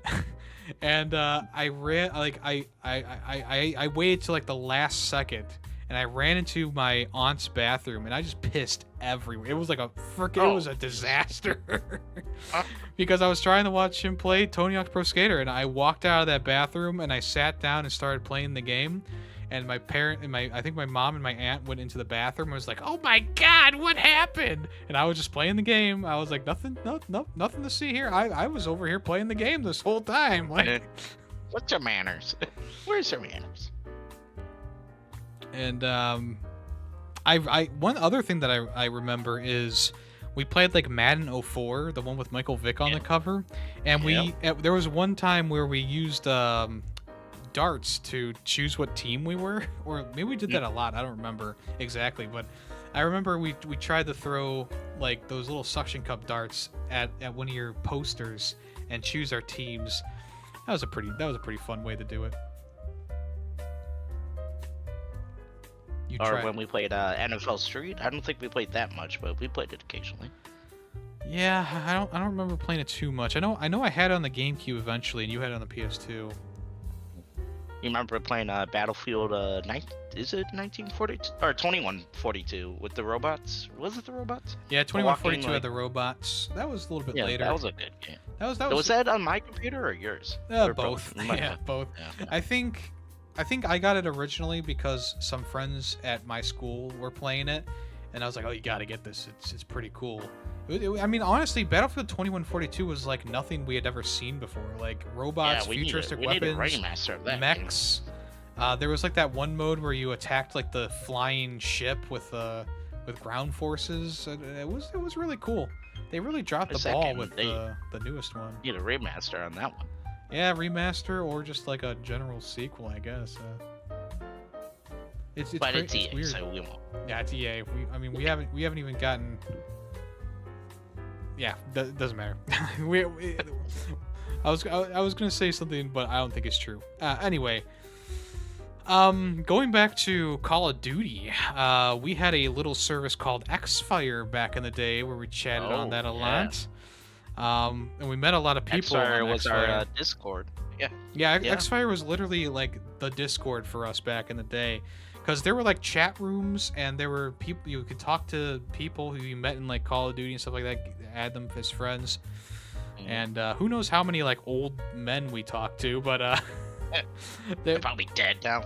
Yeah, they're probably all dead now or moved on. But Xfire was one of those chat services that really was like the best thing at the time. I know there was like GameSpy and TeamSpeak, and I know a lot of people love TeamSpeak. I was never into TeamSpeak, but Xfire was like the jam back in the day. Like just having that little notification pop up when someone chats to you, or they could even invite you to games through there. Like, so good, so nostalgic. I still remember the design, that sleek black and blue kind of design. Maybe it's more like a light blue design that was just very sleek, very slick, very easy to use, very fun. And that's actually where we had our first arguments through Xfire. I remember one time it escalated so much that you unadded me as a friend on Facebook. Oops. But also, we forgot to talk about jump servers. Oh, yeah. I looked to see if those were still up when I installed United Offensive this past week, and they are not. Yeah, jump servers were like the one thing that we would constantly do. Like, if you don't know what a jump server is, essentially it's a custom map or mod for Call of Duty 1 and United Offensive, but we mostly played it on United Offensive. And essentially people designed these maps that either included like throwing a grenade at the ground and jumping off of it, or just doing some tricky platforming with the Call of Duty United Offense mechanics. So like you could run, jump, crouch jump, etc. essentially. And there's a game grenade jumping. Yep, nade jumping. There was a whole map like dedicated to learning how to grenade jump. and you could save your progress by double tapping shift. And I remember like having sticky keys activate so often while playing on jump servers. Because we'll jump one jump or step and we'll be like, all right, we made it. Then another one, all right, we made it. Really, only one game has come out that's really given me that jump server satisfaction. That's Hot Lava. Yeah. That's like the only game that even feels close to what the jump servers used to feel like back in the day. It's like, it's one of those things, it's so nostalgic, and there's really never going to be another game like it. So far, Hot Lava's the closest thing we got. And that's pretty old at this point. But I mean, the X-Fire days were good times. We joined a couple clans. I remember one of them was like BFE or something like that. And I remember when we originally joined the clan, I actually went onto their forums, and they were like, "You're doing your clan name wrong. You're doing everything wrong." And I was like, "I don't know what I'm doing." And they banned me from the forum. And I'm like, "I'm just a kid. I don't know what I'm fucking doing." And you had like the BFE clan tag, but just in parentheses, and like you had to do like period, colon, bracket, BFE, capitals, close bracket, colon, period. And I was like, "Dude, you're gonna get in trouble if you keep your clan tag like this." And you're like, "What are you talking about?" Who cares? I was like, everyone cares, so you gotta do it. Yeah, I remember always looking for like clan servers, and they're like, "You want to join?" And then like mid-game we would be like downing the game, joining, and you know the computers weren't that great back then, so like you couldn't just down United Offensive and you load the internet, and it was just bogged down the computer so much. I'm like, "Oh my god!" And then we'd get kicked for inactivity, or you always saw on the forums that they were at the time. Yeah. And it was just like no one responded to your stuff, or I don't know. I think I joined Austin or something like that. It was like an Austin clan or something. I joined so many. I left so many. Yeah, it was a revolving door. There was a server, and yeah, I loved how X-Fire would track your games for Metal Faraday. That was a great thing too. There was one server, I think it was that Austin server that you could like do a command that would track your playtime in the server, track your total kill count and stuff like that. And I remember joining that clan for a while. I think that was the last clan I ever joined in that game, and it was around for quite some time. I think they even had a server in Call of Duty 2 that lasted for a while. I don't know what happened to him now, but yeah, it was there was a lot of good memories on Call of Duty games. That's why I still play them to this day, because maybe it's just a nostalgic thing for me. But it's a lot of fun. those old days doing rifles only, doing bash only, like bash only, pistols only. Remember those old zombie mods that would completely like fuck up your game? Like it would change your main menu and stuff. You had to download so much. Download 100 mods. Yeah, or 100 files. It was crazy. Oh man. Good times. I think the jump servers were the best though. Oh yeah, I mean yeah, for sure. I mean jump servers were like the classic thing that, like I said, is probably never gonna be around. I remember Dwarfs War. Yeah. Kenobi's talking about Dwarfs War. Yeah. We might have met each other back in the day. I was a shit kid, so I probably was shit talking, but I can't even remember my X-Fire name. I think it was. I remember. Oh, what is it? Oh, it started off with football Nick. Yeah. And then Master Yoda. And then I think it was Master or Yoda for a while. Then it turned into Master Ponya. Yeah. And then eventually you changed your name to X Locky. Yeah. That was a while. Yeah. I think I was Master Ponya for the UO days. You were also Dark Clown at one point? No, that was Xbox. No, that was Xbox. Well, I know it was Xbox eventually, but yeah. I never understood that one. Dark X Clown X. I don't know. Speaking of Xbox, baby. Though. Yeah, you were Joker Baby before it was Joker Baby. I remember, speaking of the Xbox, we had Black Ops 1, and there was a YouTube creator who's still around called Wicked Shrapnel who did, like, challenge videos for guns, and we started a YouTube series, I still have the videos downloaded, by the way, called Combat Winning.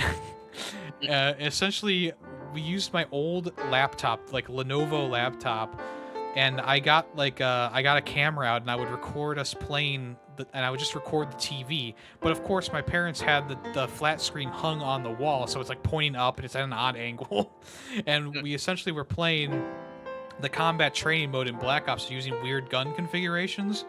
And then afterwards, we used this software that I had to add like voiceover and stuff like that. And one of the times, one of the last times we did it, we were so funny that I took out a snare drum and a cymbal and was hitting it constantly, and it blew out my microphone on my laptop.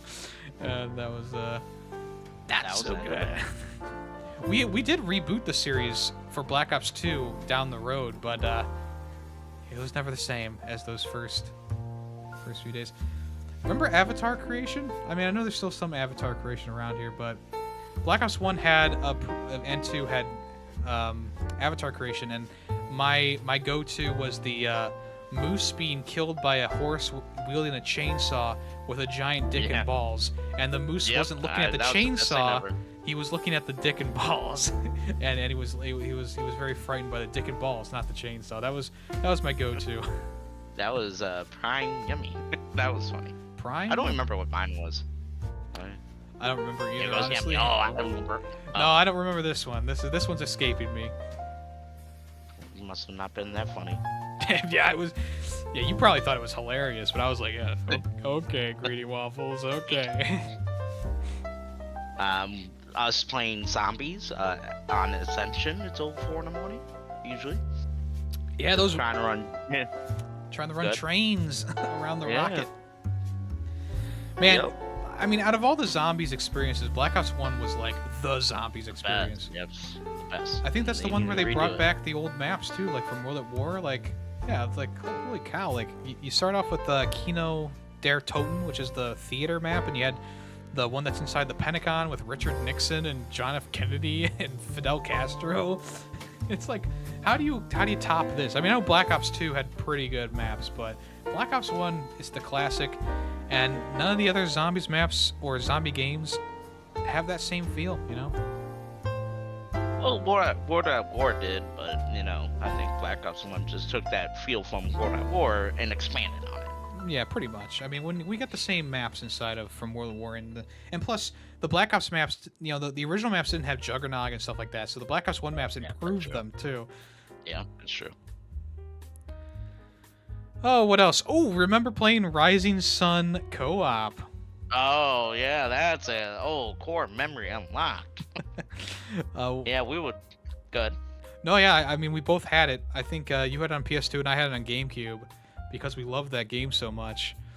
That opening mission where you get the flame, the fire extinguisher was like the our best moment, I guess. Or it would just do one-on-one in that game, and it would just be me versus you. The welded pistol only, or whatever it's called. Yep. We had a lot of fun with like games that had local multiplayer modes with bots. Were like the goats back in the day. Time Splitters. Yeah.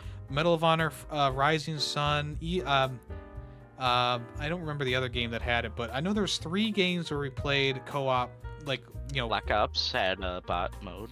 Black Ops did, but that was a little bit later. But yeah, like those, like Rising Sun had fairly competent AI, and it was actually really fun to play with the AI on that one. And Time Splitters 2 as well. Like that was like full on all out war with that game. Yeah. And I mean. And you can make your own maps too. Oh yeah, you can make your own maps, make your own levels. Way before Doom 2016 ever did any of that shit. Like, yeah, it was like Time Splitters 2. If there's any game that they should have brought back when that studio was alive, which of course now rest in peace, that is one game that they definitely should have just re-released as like an HD version or whatever. Just put it out there so that we can play it again. Because even though it's great to play on the PS2, I would love to play it on newer hardware, and I would love to try and tackle the challenges again. I mean, we went through all those challenges to get all the secret characters, and like it was a lot of work, but it was really worth it because like there was a lot of cool characters, a lot of cool things to unlock in that game. Didn't we unlock like a clown or something like that, or was it what? Yeah, I think it was a clown. Yeah, I'm sure there was there was like everything. There was a monkey. There was there was everything in there. I remember doing the Chicago level. There was that was like the toughest challenge out of them all. You had to do it in like a minute or so or something like that. It was ridiculous. Yeah, there was some really crazy stuff in the game, and playing on the harder difficulties changed how the levels worked. And or like the Aztec levels, those are hard. oh my god, the Aztec levels! I think I even struggled with those back when I replayed it back in like 2020 or something like that. Holy shit! Classic game, great music too. If you ever listen to the Siberian level song, that is a great track. I used to use it for Call of Duty kill compilations. And now I know what to listen for your next Ferret 64. Oh yeah, there you go. Man, what else? I mean, I think I feel like we haven't touched computer games really. I mean, we talked about Battlefield Middle Earth, right? Or no, we kind of touched on it. I mean, before we got Battlefield Middle Earth, there was Return of the King, which was co-op, and we loved that. Yeah. And it's still it's still like an S tier A+ game. But Battlefield Middle Earth 1 and 2 was our jam for quite some time. Yeah, especially and Battlefront. We haven't talked about Battlefront. No, you mean Command and Conquer? We talked about Battlefront. Star Wars Battlefront? Oh, yeah. Battlefront 2. Yeah, I was talking about from Middle Earth earlier. But I misheard you. I thought you said Battlefield before. I apologize. Yeah, Battlefield or Battlefront.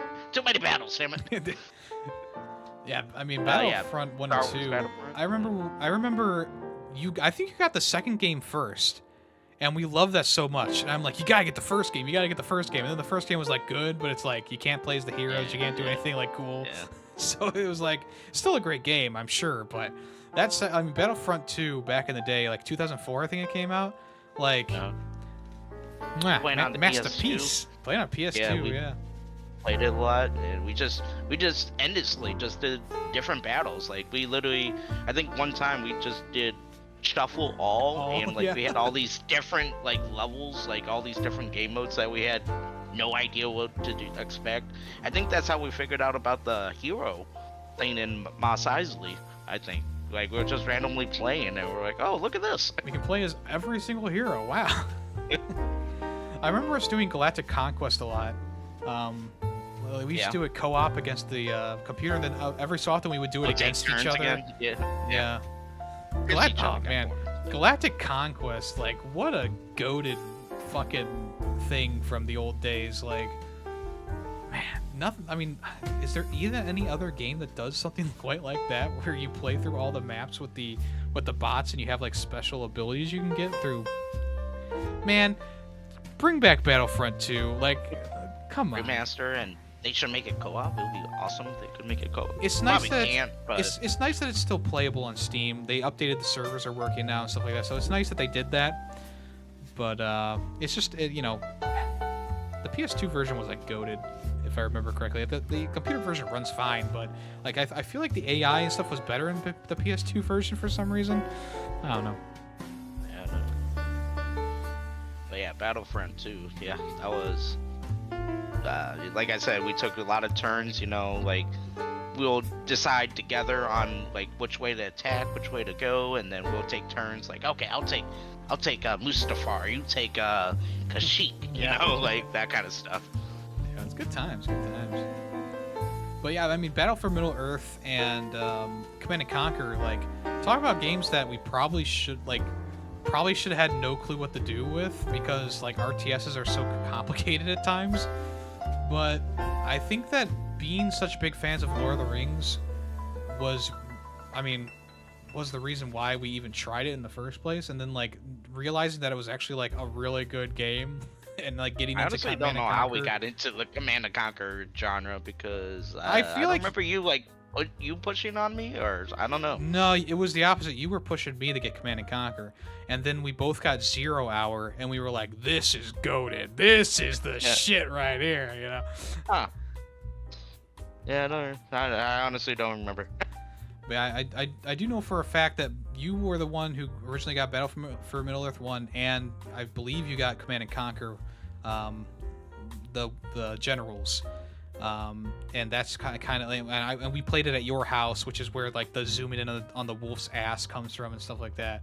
Yeah. And of course, there's some voice lines from Command and Conquer Zero Hour that just lives rent free in my head that I say constantly on stream, like "Let loose the juice," and it's gonna be a nuclear winter. Like there's so much in there, and can I just say, early sex icons, sexual awakenings, Dr. Thrax. Okay? Dr. Thrax. Dr. Thrax, my guy, so handsome. Oh my god. After Yemmy beat him the first challenge with him, where he looks all beat up after war aftermath, and it's just his face all tired and sweaty. I was like, Yemmy, why is your pants down? He's like, oh. Yeah, I mean, goddamn. I asked for it for Christmas. I don't know if I'm gonna get it, but I did ask for a full-fledged picture of Dr. Thrax to hang on my wall because he's so iconic. You probably can't type that into Google anymore, so No, probably Dr. get the Thrax. FBI on you. Just type Dr. Thrax Command and Conquer. That's all you need. Rule 34 after that. I mean, what? No, I mean, there was a lot of cool generals. The one general that no one ever wanted was a stealth general. I think that still goes the same for today, where it's like... A lot of people played stealth general. Now, if you can figure out how to play as him, he's actually really good. Hey, from your mouth to my ears. Because, like, I think what most people fail to realize is you got to build multiple bases, not just one. Well, I mean, that's what the computer does. They kind of just spam all over the place. Yeah. You can't see me. I still remember that to this day, and especially the challenges, like, where you're starting from 0, and they have all the base already built up. Like, if you play that on the harder difficulties, they're literally attacking your command center before you can even build, like, a power source or something. It's like, what the fuck? Yeah, I think they start with some troops, too. Yeah. But yeah, I mean... Another remaster we need. Yeah. Well, I mean, what? There hasn't really... I don't think there's been a Command & Conquer game since Tiberium War or something like that. I mean, obviously, Kenobi could probably correct me if I'm wrong in the chat, but I remember us getting... I can hear him typing right now. I remember us getting Tiberium War, Command & Conquer 3, Tiberium War, or maybe it was 4. I think there's a 4th one. But anyway, it doesn't matter. We got the 3rd one, and it was nothing like anything that we had played before. And we were just, like, put off by it. I remember being put off by it. And going back to 0 Hour. I remember we played that Command & Conquer Renegade game a lot, too. The first-person shooter Command & Conquer game. Oh, yeah. I feel like I should dig up the... meme-worthy, though. Yeah, it was very meme-worthy. I still have the disc for that. I should dig that up and stream it. Yeah, that's a very meme-worthy game. Very, very much like a... Well, let's go into the first-person genre since that's so popular right now. Holy shit! Do you see the score of this football game? No. It's 42-0. It's just halftime. Raiders. Man, I would hate to have chose the other team. That would have been such a bad decision, right? Oh, Kenobi said, Command & Conquer 4, Tiberian Twilight was the last game that they did, and it was a disaster. Yeah, I don't think we got that. I think the 3rd one is where we checked out, so... We saved ourselves from the 4th one, I guess. I did get the remaster game. We just haven't played it. I don't think it's honestly a co-op, but... I don't think so. I think it's just the same. I was playing through it. I was just like, eh. Oh my gosh. I remember you getting Command & Conquer Red Alert for the PS2, and it had that like, Soviet lady on the front with her boobs hanging out. Oh, yeah. Talk about sexual awakenings. Like, I had to take that into the bathroom for a second. You know what I'm saying? Get it back. And while you're taking the bathroom, I was doing it right there. No, oh, whoa. Yeah, with the banana you had under your bed. People are like, what? Yeah, we don't need to give context for that. So, yeah, I mean, is there anything else? Is there anything we've missed? Anything we haven't covered? I'm sure we missed a lot, but... Do you guys want to know what my original screen name was for Call of Duty? Yes. It was a Fuzzy Cow. And then your Fuzzy Legion, too? Well, Fuzzy Legion was... You had a lot of Fuzzy in your name. Well, yeah, because Fuzzy was my nickname back in, like, middle school, high school. So I just kind of played off of that. And I used to be a huge fan of cows. I still do love sucking the teat and getting some of that fresh milk, but I used to be a big fan of cows. I would draw, like, cow comics and stuff like that. And my nickname. That's why we were the middle Milk school was Fuzzy. Clan. Yeah, we were Milk Clan for quite some time. Still are. I'm still Milk Clan strong. But yeah, that's why Fuzzy Cow was my name, and then Fuzzy Legion because Mass Effect 2 came out, and I loved Legion for Mass Effect 2, so I was like, oh, Fuzzy Legion. And then eventually I paid to change my Xbox name like 3 times. And one of the times was like X_Foo_Fighter_X. And then eventually I landed on Fuzzy Legion, but like I went through some cringe moments there myself. Like it wasn't just you. I had my cringe names too. One did. I'm sure everyone had an X somewhere in their name as an Xbox player. XProGamer_X. XXX underscore XX one shot XX. Yeah, so if back in the day, if you were on a Call of Duty server and a guy named Fuzzy Cow said "woot" 15 times in chat in a row, that was me. Yeah. And we were talking on X-Fire like, look at this loser. No. Yeah. My God, what a fucking loser, L. L. Okay, Yeah, well, I think that's about it. yeah, I think we've covered the basics. Or at least Can't think of any other games, that there were obviously devoted our more, life but to. like those are the ones that stand. Like the one we talked about is the ones that stand out. Those are the things that really defined our childhood, I would say. Because by the time that Black Ops 1 and stuff came around, we were. I mean, I was getting into high school. You were getting into your school, and like, yeah, it just the gaming landscape kind of changed, and we were pretty much just first-person shooters for quite some time until, eventually down the road, like, oh, there are other video games out there, aren't there? And not just third-person shooters. We did forget one that you're probably gonna scream and complain about because you replayed it and hate it. Uh-oh. Battlefield, the one where you can switch Not just between kidding. the one where the Battlefield where you can switch between the players on Modern field. Combat, yeah. Modern Combat, yeah. I shredded my copy. I literally destroyed it. And we played that so much as kids. It's sad. But we never really played all the way through the campaign.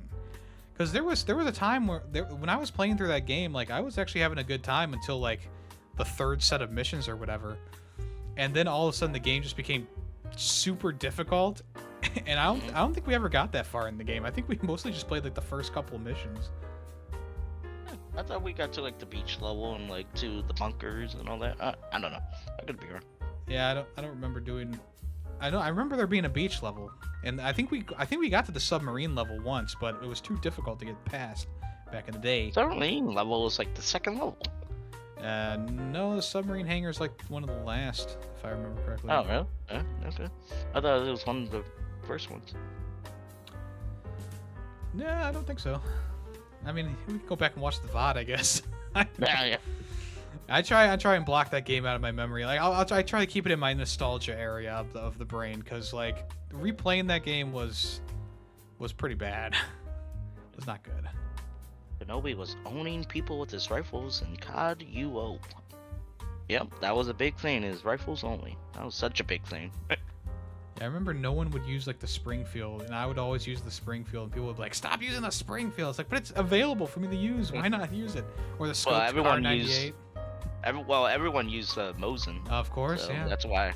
That was the best one. I always tried to be different and use like the Lee Enfield or the Car 98. I remember using the Car 98 a lot, and everyone else in the server was using like the Mosin scoped and the Mosin, and I was like, no, I'm using the Car. I'm being different. It never changed my KD, but it's just something goofy. All right. Oh, the good old days. Oh well. Well, Greedy, thank you for coming on the podcast and talking video game history with me. Yes. Is there anything you'd like to say to the audience before you take off? Go Browns. Go Cleveland Browns. Go the injured team.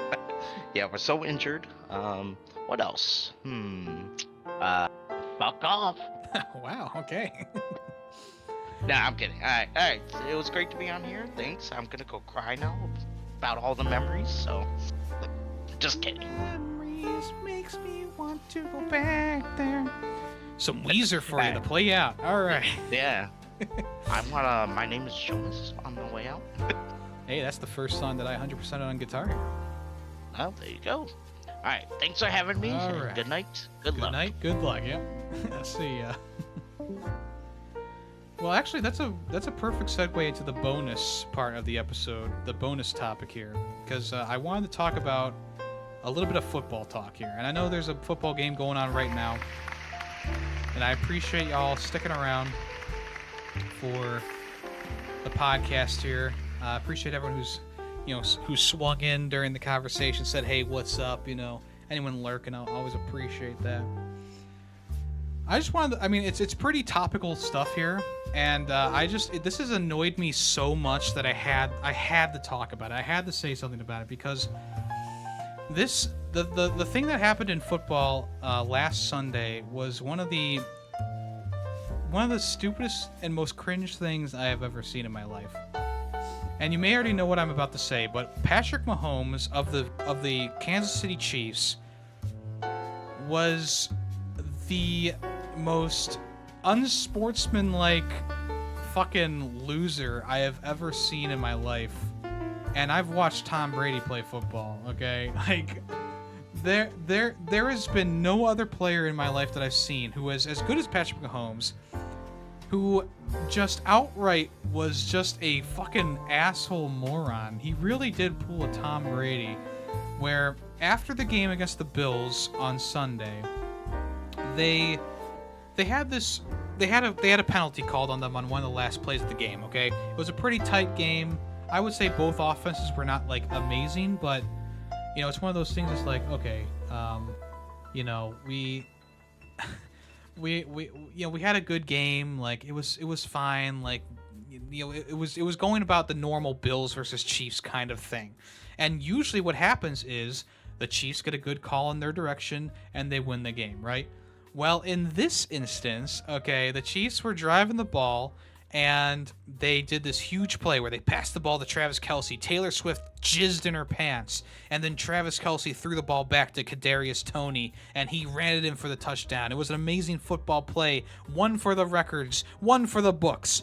But wait, there's a flag on the play. Kadarius Toney lined up offsides. An offensive offsides penalty is pretty rare, but it was egregious enough that the referees called it, and the ensuing fallout after that is one of the most cringe things I have ever seen in my fucking life while watching football. And I watched the 0-16 Browns, okay? That's about as bad as it fucking gets, okay? Let's just go over the bullet points here, okay? Kadarius Toney, obviously offsides. The all-22 camera angle shows it even more egregiously. Like, he is literally a foot, like his foot is past the ball, his head is lined up with the ball, blocking the referee's view. Does he look at the sideline to see, like, because sometimes, obviously referees will be like, oh, you're too far up, then they'll wave you back a little bit, right? We've seen that happen before. Plenty of players talk about that. Nope, didn't check to see with the refs if he was okay. He just kind of was lining up and he just went for it. And they threw the flag, of course, because he's egregiously offside. He's literally offside. It is a penalty in the definition of the word. That is a penalty in football, okay? And the ensuing the ensuing crying from Patrick Mahomes afterwards wasn't even towards Kadarius Toney. It was towards the officiating. He says, "You can't do that. That's like Andy Reid, the coach of the Chiefs, is like, oh, this is the worst thing to happen in football ever. Like, what?" And they're just saying all these crazy things in the press conference, and then the clip comes out of Patrick Mahomes shaking hands with Josh Allen in the middle of the field, and Patrick Mahomes is like still caught up about this fucking penalty. And he's like walking up to Josh Allen, and he's like, "Oh my God, the worst fucking penalty I've ever seen, worst fucking call I've ever seen," or whatever. And it's like, dude, shake hands and say good game and walk away, and then do your complaining. Don't go up to the guy who just played his ass off, just like you played his ass off to get the win. Like just say good game and move on. Like you actually don't even have to say anything, as we've seen from Tom Brady when he lost to Nick Folk when Nick Folk was on the Bears. Tom Brady just left the field. He didn't even say it's good game to Nick Folk. He just left off the field. So that would have probably been better than Patrick Mahomes going up to Josh Allen and being like, "Oh, what a fucking bad call, am I right? You should have totally lost this game, fucking loser." And then everything that happened afterwards is just so fucking cringe. Like the whining and crying about this fucking call that was clearly a penalty. Like, if there's any penalty from that game that you can say that was a penalty, it's this one. And it's so egregious. It's like you cannot let that slide. If this play had gone through and they got the touchdown and it was fine, I think people still would have been pointing like, why? Look how far off size he was. Like, they should have thrown a flag there. But anyway, after all is said and done, okay, let's go through all the times that the Chiefs have gotten penalties gone their way during big moments in a game. Because this is the interesting shit, okay? There's like 5 or 6 examples that I've written down. I'm sure there's more. But here are 5 or 6 examples of big-time games, big moments, where a penalty cost the other team the win. And it was, and the penalty was like superfluous. Like, it was something that really didn't need to be called. So everyone remembers the Super Bowl from last year, Eagles versus Chiefs. There was a holding call against an Eagles defender who lightly put his hand on the jersey of, I think it was Juju Smith-Schuster or whatever. And there was no tug, there was no grab, there was nothing. It didn't impede the route of the receiver, but the flag was thrown, and that was the difference in the game. That was the penalty that got the Chiefs the win. All right? Then that was one of the last things that happened. That same year against the Bengals, the Chiefs got an extra down. They got 2 fourth downs. How does that happen? I still don't really understand it, but essentially they got to do a whole play, and then the refs came in and said, hold on, we didn't get the clock right. We got to redo 4th down after the play had already happened. So they got a redo on 4th down. Pretty fucking stupid if you ask me. Pretty game-changing if you ask me. There was also recently against the Packers, I believe it was the Packers, Mahomes got hit in bounds, and they threw a flag for a late hit. In bounds. He was in bounds when he got hit. A game-changing penalty right there. Another thing that happened in the Super Bowl against the 49ers, Joey Bosa, you can pause that footage when he is on the field, and there is a hold against him in over every single circumstance. Hands to the face in a bunch of those screenshots as well. Pretty egregious, pretty game-changing. You're eliminating the best defensive player that the 49ers had that year. Kind of suspicious. There was also the helmet-to-helmet that happened in that Chiefs game against the Browns when the Browns were in the playoffs. We should have won that game. We actually probably were going to win that game. But what happened was one of our receivers was diving to get a touchdown, and a Chiefs defender initiated contact with his helmet-to-helmet contact, which, of course, that's going to knock our player out and make him drop the ball. He dropped the ball. It went out into the end zone. It was a touchback, which means that the ball gets placed in at the 25 or whatever for the other team. And it's like, why aren't you throwing a flag for the helmet-to-helmet? You're going to call the fucking touchback, but you're not going to call the helmet-to-helmet? That was a game-changing flag. So the fact that Mahomes is being such a fucking crybaby here, that one penalty didn't go his way, after we have a laundry list of other things that happened in the past couple years that allowed the Chiefs to win a game, it's just beyond me that he's being such a fucking crybaby. And this actually changes my entire perspective of Patrick Mahomes as a person, as a fucking player. The fact that he went to the middle of the field and literally was complaining to Josh Allen about this play, unsportsmanlike to the fucking max. This is the moment that I will remember for the rest of Patrick Mahomes' career. This is the game that I remember for the rest of his career. The other things that I mentioned, I can brush that off. Like, whatever, right? But the fact that he's gotten so many penalties that went their way in the past couple of years, it just makes me lose respect to how much crying, bitching, complaining that happened from both Andy Reid and Patrick Mahomes after this game. It is unbelievable. It is actually fucking unbelievable. And yeah, when I mean that's what I mean. Yeah, when he went into the middle of that field bitching to Josh Allen instead of saying good game or nice win. Exactly, GreedyWaffles. That's exactly when I saw that. I'm like, Patrick Mahomes is cringe, and he's lost all respect. I mean, come on, like I get it. You lost a hard-fought game, but you don't go into the middle, like you don't go to the other team and be like, oh, what a fucking bad call that was by the refs. Oh, we should have won this game. You don't say that shit. You say good game and you fucking move on, and you work on next week, you know? And the whole conversation would be different if it wasn't such an egregious penalty. If he was not so far offsides that even a fucking child could tell that the flag should have been thrown, okay? Like, the conversation would be totally different if it was it was like a phony flag or a ticky-tack flag. That was not a ticky-tack flag.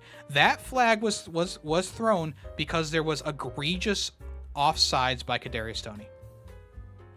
And the fact that both the head coach and the number one QB in the league right now is complaining and saying that those referees should be reprimanded and it's a bad look for the NFL to not get that explosive play at the end. I mean, it's just a bad look for them, really. It's not a bad look for the NFL. The NFL actually did their job. The refs actually did their job correctly for once, you know?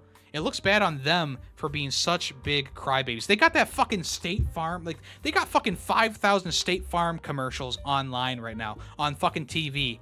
They're making millions and millions of fucking dollars. Patrick Mahomes is making $500 million in 10 years. You know, fucking Andy Reid is making fucking TV spot money and blah, blah, blah, blah, blah. Every time I see those commercials now, I'm just going to think of what Andy Reid said about, you know, the NFL referees, you know, not giving them a break. And I'm going to think about Patrick Mahomes screaming and crying on the sideline and crying to Josh Allen and then going into that press conference and saying how terrible this is for the NFL. That's all I'm going to fucking think about. And it's one of those things that's just super fucking annoying. You don't see Travis Kelce go into the middle field and being like, what a fucking bad play. No, because Travis Kelce, say what you want about him, you know, he at least has enough respect to not say that shit to the people who just won the game. Pretty fair and square, right? I think a lot of Chiefs players noticed the offsides and went and didn't want to say anything to fucking Patrick Mahomes, who's pissed off out of his mind. You say something bad to Patrick Mahomes, you're off the team. You're being shipped off to the Lions or the Bears or some shit, you know? Like, there is a hierarchy in the Chiefs right now that is kind of concerning, but mostly cringe. Not just because of the State Farm commercials, but because of this one single moment during this Bills game. It's kind of been building from here. Like, I've had Patrick Mahomes on my fantasy team for this entire year, and he's played like dog shit. Okay, and but this is the moment that I'm truly I just lost all my respect for him and for the Chiefs in general. And I do really hope that they do not make the playoffs, or if they do make the playoffs, they get eliminated in the first round, because I cannot stand this team anymore. I really cannot. Like, they are the new Patriots of the NFL, and that is so clear now, because Patrick Mahomes is pretty much being Tom Brady right now, being a whiny little baby. When something doesn't go their way, you complain all week about it, you complain all day about it. It ruins your fucking life. You know, it's one of those things. It's like, yeah, just fucking get over it. It's a fucking game of football. Your team was in the wrong. Get over it. Fucking wow. Like, really. And maybe this is just a symptom of the Chiefs in general just kind of being mediocre this year. Their receivers can't catch balls. When Travis Kelce isn't in the lineup, they lose. Patrick Mahomes just not making the explosive plays he's used to making. You know, I think they've had the injury bug going around a little bit. Their defense has been letting up points every single game, letting up those big plays. And I think it's just a culmination of that, where Patrick Mahomes is just frustrated with the team in general, but he's taking it out on the referees who are just doing their job. And look, referees, I mean, it seems like every week we have new bad things to say about the refs. They're doing something bad out there. But this, for once in my fucking life, I'm standing by the referees. So, yeah. I've already gone over a couple egregious examples of when they had, you know, some stuff go their way that was game-changing. But it does seem like it happens a lot where the Chiefs just get that random flag for the other team that really changes the sport around. And to be honest, to be fair, Also, there's a bunch of memes that have been circulating about the referee and Patrick Mahomes swapping jerseys. Like, that's been around for so long, you know? Like, the refs have always been on the Chiefs' side. This one instance, they're not. Maybe it's because the Chiefs aren't the NFL's baby anymore. Think about that. Maybe the scriptwriters have changed. That is the funny thing, though. I think I was watching Tom Grossi, who does sports commentary at his prediction show, or maybe it was That's Good Sports. I don't remember who it was. It was one of the two, and they pulled up the clip from Robin Hood Men in Tights where Robin Hood's like, "What? I'm not supposed to lose. That's not in the script." And he pulls out the script and starts flipping through it, and he put the Chiefs logo over Robin Hood's face. I was like, yes, that is fucking perfect. Like, that is actually perfect. Like, that is exactly what is happening right now. They have been babied and coddled by the NFL for so long, the Chiefs in general, that when something finally isn't going their way, they're like, what? This isn't supposed to happen. This isn't fucking supposed to happen. This isn't what the script says. And that is just the perfect fucking meme for this moment. So, okay, folks. Well, that is the podcast. I hope you enjoyed it. I'll be back in 2 weeks with another Ferret Cafe podcast. Thank you. I appreciate everyone who has stuck around for the entire show. Really appreciate that. Also, extra thank you to GreedyWaffles for coming on the podcast and suggesting a topic for me. If you have a topic that you want to suggest, you can suggest as many topics as you want. You don't have to come on to the show if you don't want to, but if you just suggest a topic, that does help me because you are the producer for this podcast. You give me ideas for podcast topics, and I roll with them. Next week, I don't have anything planned for next week yet. I do start with a clean slate. The following Monday, I start working on stuff for the next episode. But I will be back in 2 weeks on the 28th of December to have another podcast episode, another live podcast episode. I appreciate everyone in the chat and everyone who was lurking today. Appreciate that. I hope you all have a great rest of your day. I don't have anything else to say other than thank you so much. I hope you'll have a good rest of your night. Sleep well. Have a good Friday. I'm Yemmy the Ferret, and I'm out of here. Thank you for listening. If you want to, make sure you check out the upload of the podcast on YouTube, which comes out on the following Thursday. Or the podcast version will be up the next day, most likely. And if you want to check out the other podcasts I do, Ferret 64, Video Game Podcast, Film Freaks, Movie Podcast. Check those out. All right, folks. Have a good night. I know I've said that a couple times, but have a good night. I will see you all later. Have a good day. Have a good night. Bye-bye.